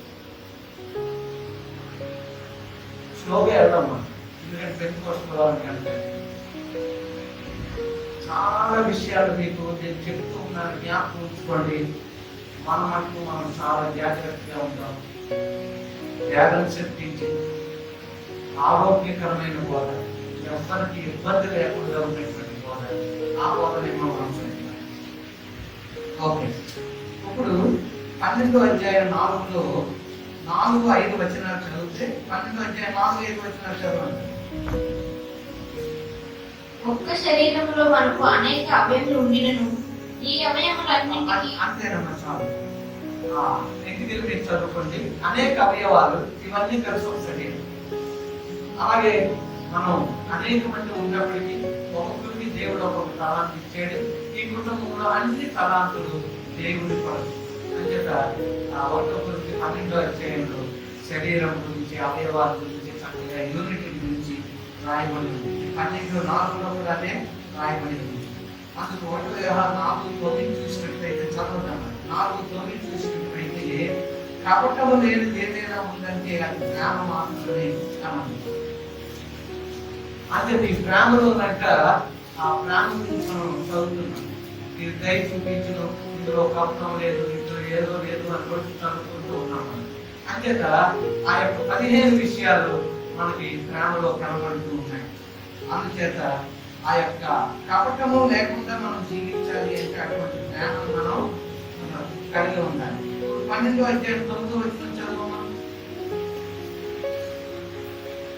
మీ ప్రేమ నిష్కపటమైనదై ఉండవలెను. నీ ప్రేమ నిష్కపటమైనదై ఉండాలి. చెడ్డది అనేది నీ దగ్గరికి రాకూడదు, మంచి నీవు చెయ్యాలి అనేటువంటి విషయాలు మనం చూస్తున్నాం. 10వ వచనం చదవండి. సహోదరుల ప్రేమ విషయంలో ఒకరి ఎందప్పుడు అనురాగము గలవారై. సహోదర ప్రేమ అనురాగము గలవారై, ఒకరి పట్ల ఒకరు అనురాగము అంటే చక్కని జీవితం, ఒకరినొకరు అవగాహన చేసుకునే జీవితం, అనురాగం కలిగింది, అనురాగ రహితమైనది కాదు, అనురాగంతో మనం జీవించాలి అని చెప్తూ ఉన్నాయి. అలాగే 13-16 వచనాలు చదువుతున్నాం. పరిశుద్ధుల అవసరములలో పాల్పొందుచు శ్రద్ధగా ఆతిథ్యం ఇచ్చుచుండిది. మిమ్మల్ని హింసించు వారిని దీవించుడి, దీవించుడు గాని శపింపవద్దు. సంతోషించు వారితో సంతోషించుడి, ఏడ్చు వారితో ఏడుడి. ఒకరితోనప్పుడు మనసు కలిపి ఉండుడి. హెచ్చు వాటి యందు మనసుంచుగా, తక్కువ వాటి యందు ఆసక్తులై ఉండుడి. హల్లెలూయా. అందరూ అలాగే లేచి నిలబడి ఎవరు మంచి వారు ఒక్క 2 నిమిషాలు చాలా సేపు వెంటనే ముగిసిపోవాలి. వాళ్ళకి వచ్చిన అంశాలు అందరూ ప్రాంతాల్లో ఉంది. మీరు నేర్చుకోండి. 2-3 వారాలు మనం కలుసుకోకపోవచ్చు. ఇంటి దగ్గర ప్రతి శుక్రవారం 7:30 గంటలు సోదరులారా నిర్లక్ష్యం చేయొచ్చు. ఆ రోజు ఉదయాన్నే వెళ్ళి పనులన్నీ చేసుకొని ఎమర్జెన్సీ అయితే తప్ప 7:15 ఇంటికొచ్చి కుటుంబంతో కలిసి వాక్యం వెళ్ళి రెస్ట్ తీసుకోండి. వారానికి 2 రోజులు రెస్ట్ మీ చేతిలో ఉంది. రోజంతా పని చేస్తారు, ఒక అరగంట ముందు వచ్చేవారు. ఆదివారం 10:30 గంటలు ఇంటి దగ్గర ఇంత దూరం ప్రయాణమై రావాల్సిన పని లేదు, ఆటో ఎక్కవలసిన పని లేదు, స్కూటర్ ఎక్కవలసిన పని లేదు, కారు ఎక్కవలసిన పని లేదు. ఇంటి దగ్గర అందరూ స్నానాలు చేసుకుని కూర్చొని సంఘంలో కూర్చున్న రీతిగానే దైవజనుడు మాట్లాడుతూ ఉన్నప్పుడు, దేవా దైవజనుల ద్వారా నాతో మీరు మాట్లాడండి అని ఆలపిస్తూ ఉండండి. ఇక్కడ ఎలాగైతే మనం అనుభవిస్తామో దేవుని పరిశుద్ధ సన్నిధి నీవు కూర్చున్న దగ్గరే ఉంటుంది. దేవుడు మనతో మాట్లాడుతూ ఉంటాడు. ఇక మీద రాబోయే దినాలలో దేవుని వాక్యం ఇలాగే ఆలకించే సమయం వస్తుందేమో. దేవుడు మనలో ప్రారంభించాడు. చూడండి, మొదటి చాలా రోజులు మనం కలుసుకోలేనప్పుడు బాధపడ్డాం. మళ్ళా మనం కలుసుకున్నాం. చాలా చర్చలు మళ్ళా క్లోజ్ చేశారు. మన సంఘం కూడా 2-3 వారాలు క్లోజ్ చేస్తున్నాం. మనందరం కూడా దేవుని మాటలు విందాం. ఎక్కడ కూడా విపరీతంగా బంధువుల ఇంటికి వెళ్ళొద్దు, బంధువులను రానివ్వద్దు. నువ్వు ఏదైనా పని చేయాలి అంటే ఎవరో ఒకరు వెళ్ళండి, కూరగాయలు తెచ్చుకుని రండి. అటు ఇటు వెళ్ళి ఎవరితో మాట్లాడొద్దు. కొన్ని రోజులు మనం జాగ్రత్తగా కాపాడుకుందాం. ఇంట్లోంచి బయటికి వెళ్ళొద్దు అన్నాడు. స్టే ఎట్ హోమ్ అంటున్నాడు. మంచిగా రెస్ట్ తీసుకుందాం, వాక్యం చదువుకుందాం, ప్రార్థన చేసుకుందాం. అప్పుడప్పుడు కుటుంబం అంతా కూర్చొని 2-3 కొత్త పాటలు పాడుకుందాం. లేదా కొత్త పాటలు ఏమైనా వచ్చినప్పుడు మీరు కూర్చొని ఆ పాటలు మీ సెల్లోనే ఆలకిస్తూ అందులో ఉన్న భావాన్ని గ్రహించండి. ఇలా మీ మట్టుకు మీరే దైవవాక్యం సేవకులు అందిస్తూ ఉన్నప్పుడు అది తప్పుడు బోధ, కొత్త బోధ అన్నప్పుడు ఆఫ్ చేయండి. మంచి బోధ, మంచి దైవజనుడు మాటలు ఆలకించండి. అన్ని మీ చేతిలో ఉన్నాయి. రోజు ఉదయకాలం ఆత్మదేవుని సహాయం అడగండి. మీ బిడ్డల్ని జాగ్రత్త, వాళ్ళు పర్వాలేదు నేను వదిలిపెట్టి వద్దు. గేట్ క్లోజ్ చేయండి, గేట్ తాళం వేయండి. ఎవరైనా బయటకు వెళ్తేనే తాళం తీసుకుంటే పిల్లలు మీ కన్నులు మూసి బయటకు వెళ్ళిపోతారు. తాళం వేయండి. అవసరం ఉన్నప్పుడే ఎవరైనా వస్తే తాళం తీయండి. ఈ మధ్యకాలంలో నేను కూడా చర్చిది తాళం వేసేస్తున్నాను. ఎవరైనా వస్తే ఫోన్ చేయండి, ప్రార్థన చేయడానికి తాళం తీస్తాం, మీరు వెళ్ళి ప్రార్థన చేసుకోండి. మనం క్రమశిక్షణ పాటిద్దాం. అన్ని విషయాలు ఎవరు డోర్ కొట్టినా కిటికీలోంచి మనం మాట్లాడతాం. అవసరమైన వాళ్ళు అయితేనే లోపలికి వస్తారు. కిటికీలో నుంచి సమాధానం చెప్పండి. చాలా జాగ్రత్తగా ఉందాం. రాత్రి కాలంలో కూడా చాలా జాగ్రత్తగా ఉందాం. అపార్ట్మెంట్ లో ఉన్న వారు కూడా చాలా జాగ్రత్తగా ఉండండి. అలాగే దొంగ వలె ప్రభువు రాకడ, అది ఇంకా మరీ జాగ్రత్తగా. లోక విషయంలో కూడా జాగ్రత్తగా ఉండాలి. దొంగ వలె ప్రభు వస్తాను, ఎప్పుడు వచ్చేస్తాడో తెలియదు, జాగ్రత్తగా ఉందాం. ఎప్పుడు కేక వినబడతాడో, ఎప్పుడు పెళ్లి కుమారుడు వస్తాడో, తలుపు తీయబడుతుంది, ఎత్తబడిన తలుపు వేయబడుతుంది. కేక వేయడం, మెలకు కలిగి ఉందాం. మనం మెలకు కలిగి ఉందాం, మర్చిపోవద్దు. 6వ అధ్యాయంలో బతిమాలుతూ ఉన్నాడు, 12వ అధ్యాయంలో ఆజ్ఞాపిస్తూ ఉన్నాడు. మీరు దేవుని ఆలయం అని మీరు ఎరగరా, పరిశుద్ధాత్మ నిలయంగా ఉన్నారని మీకు ఎరగరా. మీరు దేవుని ఆలయాన్ని పాడు చేస్తే అయ్యో దేవుడు మిమ్మల్ని పాడు చేస్తాడు. ఆజ్ఞాపిస్తూ ఉన్నాడు. 6వ అధ్యాయం బతిమాలుతూ ఉన్నాడు, 12వ అధ్యాయం ఆజ్ఞాపిస్తూ ఉన్నాడు. ఒక నూతన మనిషి, ఒక నవీన మనిషి ఎలా ఉండాలి అని దేవుడు మనతో మాట్లాడాడు. ప్రియమైనటువంటి వాళ్ళ, ఒక కుటుంబం కొరకు ఇంకో కుటుంబం ప్రార్థిద్దాం. రక్షణ లేని బంధుమిత్రుల కొరకు ప్రార్థిద్దాం. రక్షణ లేని స్నేహితుల కొరకు ప్రార్థిద్దాం. అవసరమైతే బయటికి వెళ్దాం. డ్యూటీకి వెళ్ళినటువంటి సోదరుల కొరకు ప్రార్థన చేద్దాం. ప్రభువా, వారిని కూడా నాయన జాగ్రత్తగా కాపాడి నీవు మా దగ్గరికి తోడుకుని రండి అని ప్రార్థనలో వారిని జ్ఞాపకం చేసుకుందాం. చాలా మంది ఉద్యోగస్తులు కూడా వారికి కరోనా ఉందని తెలిసి కూడా వెళ్ళిపోతూ ఉన్నారు. వారు అనేక మందికి మరి ప్రమాదకరంగా ఉన్నారు. అందుకే మనం డ్యూటీలో ఉన్న సోదరులు కూడా ఒకరిని ఒకరు రాసుకుంటూ కాకుండా దూరంగా ఉండడానికి ప్రయత్నం చేద్దాం. చేయి తగలకుండా ప్రయత్నం చేద్దాం. ప్రార్థన చేసుకుని వెళ్ళండి. రండి, మళ్ళా ప్రార్థించుకోనండి. మన యొక్క కరోనాకు ముందు మన జీవితం ఎలా ఉన్నా, కరోనా తర్వాత మనం బ్రతికేలా ఉండాలి. బయటికి వెళ్ళి నీవు వచ్చావంటే చిన్న ప్రార్థన చేసుకొని అప్పుడు నీ యొక్క బ్యాగ్ అక్కడ పెట్టి మిగతా పనులు చేసుకో. సోదరులారా, మీరు కూడా ఏ ముచ్చట్లకు కూడా చోటిపోతూ దేవునితో ముచ్చటించి నేర్చుకోండి. మీ పిల్లలు ఆరోగ్యవంతులై బాగా చదువుకొని ఉన్నతమైన స్థితికి వెళ్ళేలాగా మీరు ప్రభు దగ్గర ప్రార్థించండి. భర్తల గురించి ప్రార్థించండి. భర్తల భార్యల గురించి ప్రార్థించండి. అందరూ ఒకరికొకరు ప్రార్థన చేసుకుందాం. కుటుంబాలన్నింటిలో కూడా ఆయన ఆజ్ఞాపించిన రీతిగా నవీన స్వభావం మనం ధరించుకుందాం. ఇంటి వద్ద ఎవరు నిర్లక్ష్యం చేయకుండా ఉదయకాల ప్రార్థనకు లేద్దాం. శుక్రవారం వాక్యం విందాం, ఆదివారం వాక్యం విందాం. జాగ్రత్తలు వహిద్దాం. దేవుని చిత్తమైతే 2-3 వారాల తర్వాత మనం పంచుకుందాం. పెద్దవారు ఆరోగ్యం కొరకు ప్రార్థించండి. అలాగే వినయాల నాన్నగారి సంపూర్ణ స్వస్థత కొరకు మీరు ప్రార్థన చేయండి. పెద్ద వయసులో ఉన్న వారికి దెబ్బలు ఉంటే ఇప్పుడు వారు అలాగే బాగా అనుభవిస్తూ ఉంటారు. అయితే మళ్ళీ తీసినప్పటికీ అవన్నీ మానగారికి ప్రార్థన చేద్దాం. అలాగే పాస్టర్ వ్యాలీ గారి గురించి వారి కుటుంబ ఆదరణ కొరకు మనం ప్రార్థన చేద్దాం. అలాగే ప్రార్థనలు జరుగుతూ ఉంటుండగా అనేక మంది సేవకులు కొంచెం యాక్సిడెంట్ల ద్వారా బాధలు అనుభవిస్తూ ఉన్నారు. వారి కొరకు కూడా మనం ప్రార్థన చేద్దాం. అందరూ ఒకసారి మీ యొక్క కుడి చేయి మీ యొక్క తల మీద పెట్టుకోండి. మీ కొరకు నేను ప్రార్థన చేస్తాను. కృపామయుడైన తండ్రి, నీ దాసులుగా నాయన ఈ సమయంలో ప్రతి ఒక్కరి కొరకు ప్రార్థిస్తూ ఉన్నాను. వాడి కుడి చేయి నా తండ్రి శిరస్సు మీద పెట్టబడి ఉండగా నీ యొక్క అభిషేక ఆత్మను నా తండ్రి నీ నామంలో రిలీజ్ చేయించు ఉంటుండగా నీ యొక్క అభిషేకం వారి శరీరం అంతా అనుభవించడం దాకా ప్రకటిస్తూ ఉన్నాం. ఎముకలు గుండా, మూలుగులు గుండా నా తండ్రి, జాయింట్స్ గుండా, ఫైబర్స్ గుండా నా తండ్రి నీ యొక్క రక్త ప్రసరణ చేసిన ఆయన ప్రతి విధమైన బలహీనతను దూరపరిచి ఆరోగ్యం నీవు అనుగ్రహించి ఆత్మశక్తిని ప్రసాదించమని ప్రార్థిస్తూ ఉన్నాం.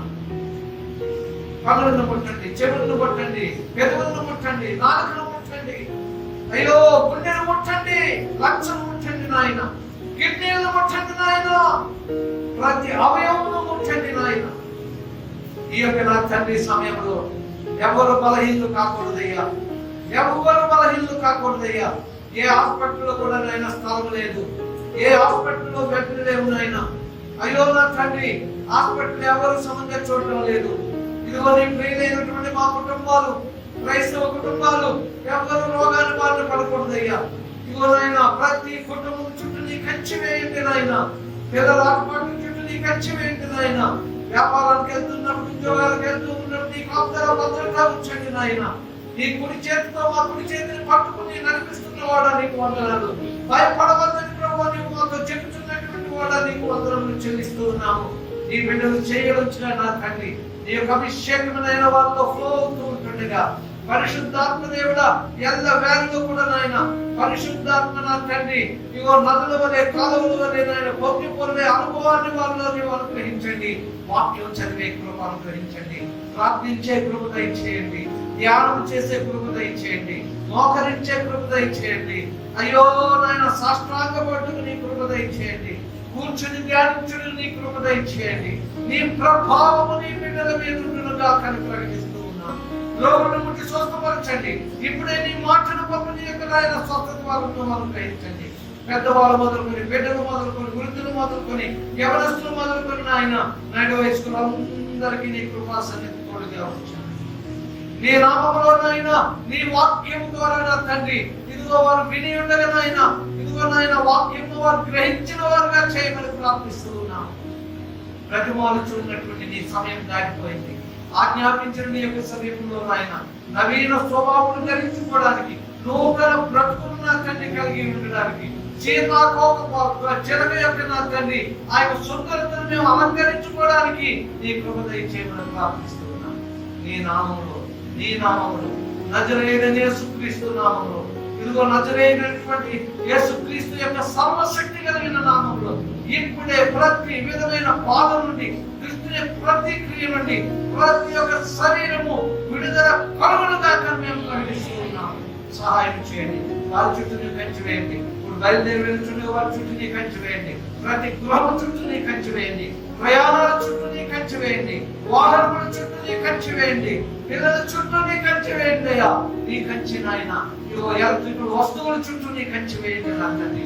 పాత్రలను వెళ్తూ వస్తున్నప్పుడు నీ కంచి వేయండి నాయన. మెట్లు దిగుతూ వెళ్తూ ఎక్కుతూ ఉన్నప్పుడు నీ కంచి వేయండి నాయన.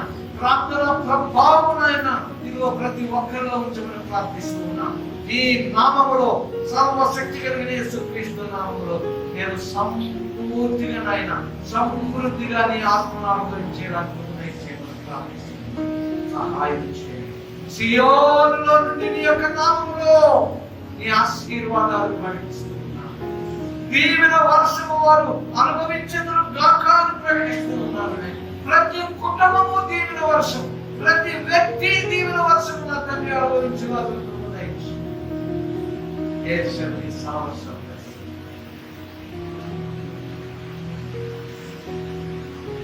బయలుదేరి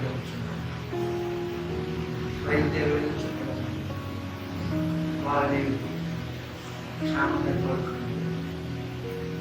గృహాలన్నీ నీ పరిశుద్ధ వెలుగు, పరిశుద్ధాత్మతో, పరిశుద్ధతతో ఆయన నీవు నింపండి. నీ వెలుగుతో నింపండి. నీ వెలుగుతో నింపండి. నీ వెలుగుతో నింపండి. గృహంలో చీకటి ఉండకూడదు. గృహంలో నీ సన్నిధి అనుభవించాలి. నీ సన్నిధి అనుభవించాలి.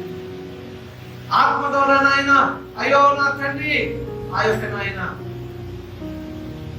నీరు వరకే కాదయ్యా, మోకాలు వరకే కాదయ్యా, నడుము వరకే కాదయ్యా, తేలి ఆడుతూ పరిశుద్ధాత్మలో మేము నాయన తిరగడానికి, కొనసాగడానికి, నీకు కనపరచడానికి అటువంటి అనుభూతిని మా అందరిలో దయచేయగలుగుతాం. మా పిల్లలు ఆయన ఎంతమంది ఇంటి దగ్గర పని చేసుకుంటూ ఉన్నారు. వారికి నా తండ్రి అన్ని సదుపాయాలు ఆఫీసులోనే లేకపోయినప్పుడు, ఎటువంటి బలహీనత లేకుండా వారు పనిపాట్లు చేసుకోవడానికి అధికారుల మన్నన పొందాలి. ఎటువంటి నా తండ్రి నాయన చెడు మార్పులు కూడా వారు పొందడానికి వీలు. వారి యజమానుల ద్వారా నాయన వారందరూ కూడా నా తండ్రి గొప్పవారిగా పరిగణించాలి. దయగలిగిన ఆత్మ నా తండ్రి యజమానులలో నాయన వారి యొక్క మేనేజర్లలో ఉంచండి. ఈ బిడ్డల విషయంలో నాయన వారు అన్ని విధాలా మేలు చేయడానికి మా ఎవరి బిడ్డలందరూ కూడా వారి వారికి ఉన్న తలాంతులు తల్లిదండ్రులను ఆనందపరచాలి. వారు నేర్చుకున్న వాక్య ధ్యానం తల్లిదండ్రులకు చెప్పేదే. మా పిల్లలందరూ కూడా నేను ఆత్మీయంగా వర్తిల్లాలి. మాకంటే వారు గొప్పవారు కావాలి. రాబోయే దినాల్లో వారందరినీ బహుబలంగా నీవు వాడుకోవాలి అని ప్రార్థిస్తూ ఉన్నాను. బహుబలంగా వాళ్ళని వాడుకుంటే వారిని మేము చూసినప్పుడు నిన్ను కనపరచాలి నాయన. వారిని చూసి మేము బాధపడకూడదు. వారిని చూసి మేము బాధపడకూడదు. వారిని చూసి మేము బాధపడకూడదు. వారిని చూసి మేము నాయన ఆనందించాలి. ఆనందించే ఆత్మ నాయన పెద్దవారు అయిన మా అందరికీ వ్యాపారాలను జ్ఞాపకం చేసుకోండి. వ్యాపారాల్లో వారికి అభివృద్ధి దయచేయండి. చేతి నిండా పని వారికి దయచేయండి. వ్యాపారంలోని ఆశీర్వాదములను ఐశ్వర్యం దయచేయండి. ఎవరికి పనులు కొదువు లేకుండా నాయన కృప దయచేయండి నాయన. ప్రతి ఒక్కరికి పనిపాటు. కరోనాలో అక్కడికి ఏదో జరిగిపోతుందనుకుంటున్నాం కానీ నీవు కరోనాలో కూడా మమ్మల్ని ఆశీర్వదించే దేవుడవు. కరోనాలో తక్కువ కాకుండా నాయన సమృద్ధినిచ్చే దేవుడవు. నన్ను పెట్టి నీ నామంలో నీ శుభాలు కలిగిస్తుంది. నీ నామంలో నీ ఆశీర్వాదాలు కలిగిస్తుంది. మహిమ ఘనత ప్రభావం యేసయ్య వారిని నీ నామంలో పెట్టి ప్రార్థిస్తున్నాం. యేసు రక్తమే శివ రక్తమే ప్రభు యేసు నామములో సంపూర్ణమైన దేవుడుగా నా ప్రాణమా యెహోవా సన్నిధించుము. నా అంతరంగమున సమస్తమైన పరిశుద్ధనామమును సన్నిధించుము. నా ప్రాణమా యెహోవా సన్నిధించుము. ఆయన చేసిన ఉపకారములు ఆశీర్వాదాన్ని ముందుగా ఒక మాట వినండి. ఈ 3 వారాలు జాగ్రత్తగా ఉండండి. అన్ని కుటుంబాల కొరకు ప్రార్థించండి. బంధువుల రక్షణ, స్నేహితుల రక్షణ, మీ సమాజ రక్షణ కొరకు ప్రార్థించండి. ఒకరికొకరు ప్రార్థించండి. ఈ రీతిగా మనం కరోనా నుంచి తగ్గించుకోవాలి. ఆత్మీయంగా మెరుగుపడాలి. ప్రభు మిమ్మల్ని అందరినీ కూడా దీవించను గాక. చేతులు లేని ఒకసారి దేవుని స్తుతిద్దాం. హల్లెలూయా, హల్లెలూయా, హల్లెలూయా. యేసు రక్తమే క్షేమ, శిలువ రక్తమే క్షేమ. ప్రభు యేసు నామములో సంపూర్ణమైన విజయం కలుగునుగా. తండ్రి కుమార పరిశుద్ధాత్మ త్రియేక దేవుని సన్నిధి మనకు, మన కుటుంబములకు, యావత్ ప్రపంచంలో ఉన్నటువంటి సార్వత్రిక సంఘములకు తోడుగా ఉండి నడిపించడానికి కాపాడునుగాక. ఆమేన్. నిత్యుడైన దేవుని తోడు నీడా మనపై నిత్యము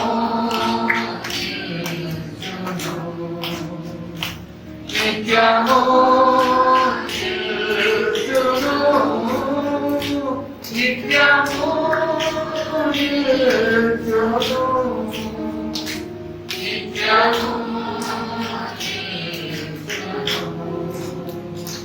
నిత్యము बोलो क्रिस्त महाराज की, राबोए राज की।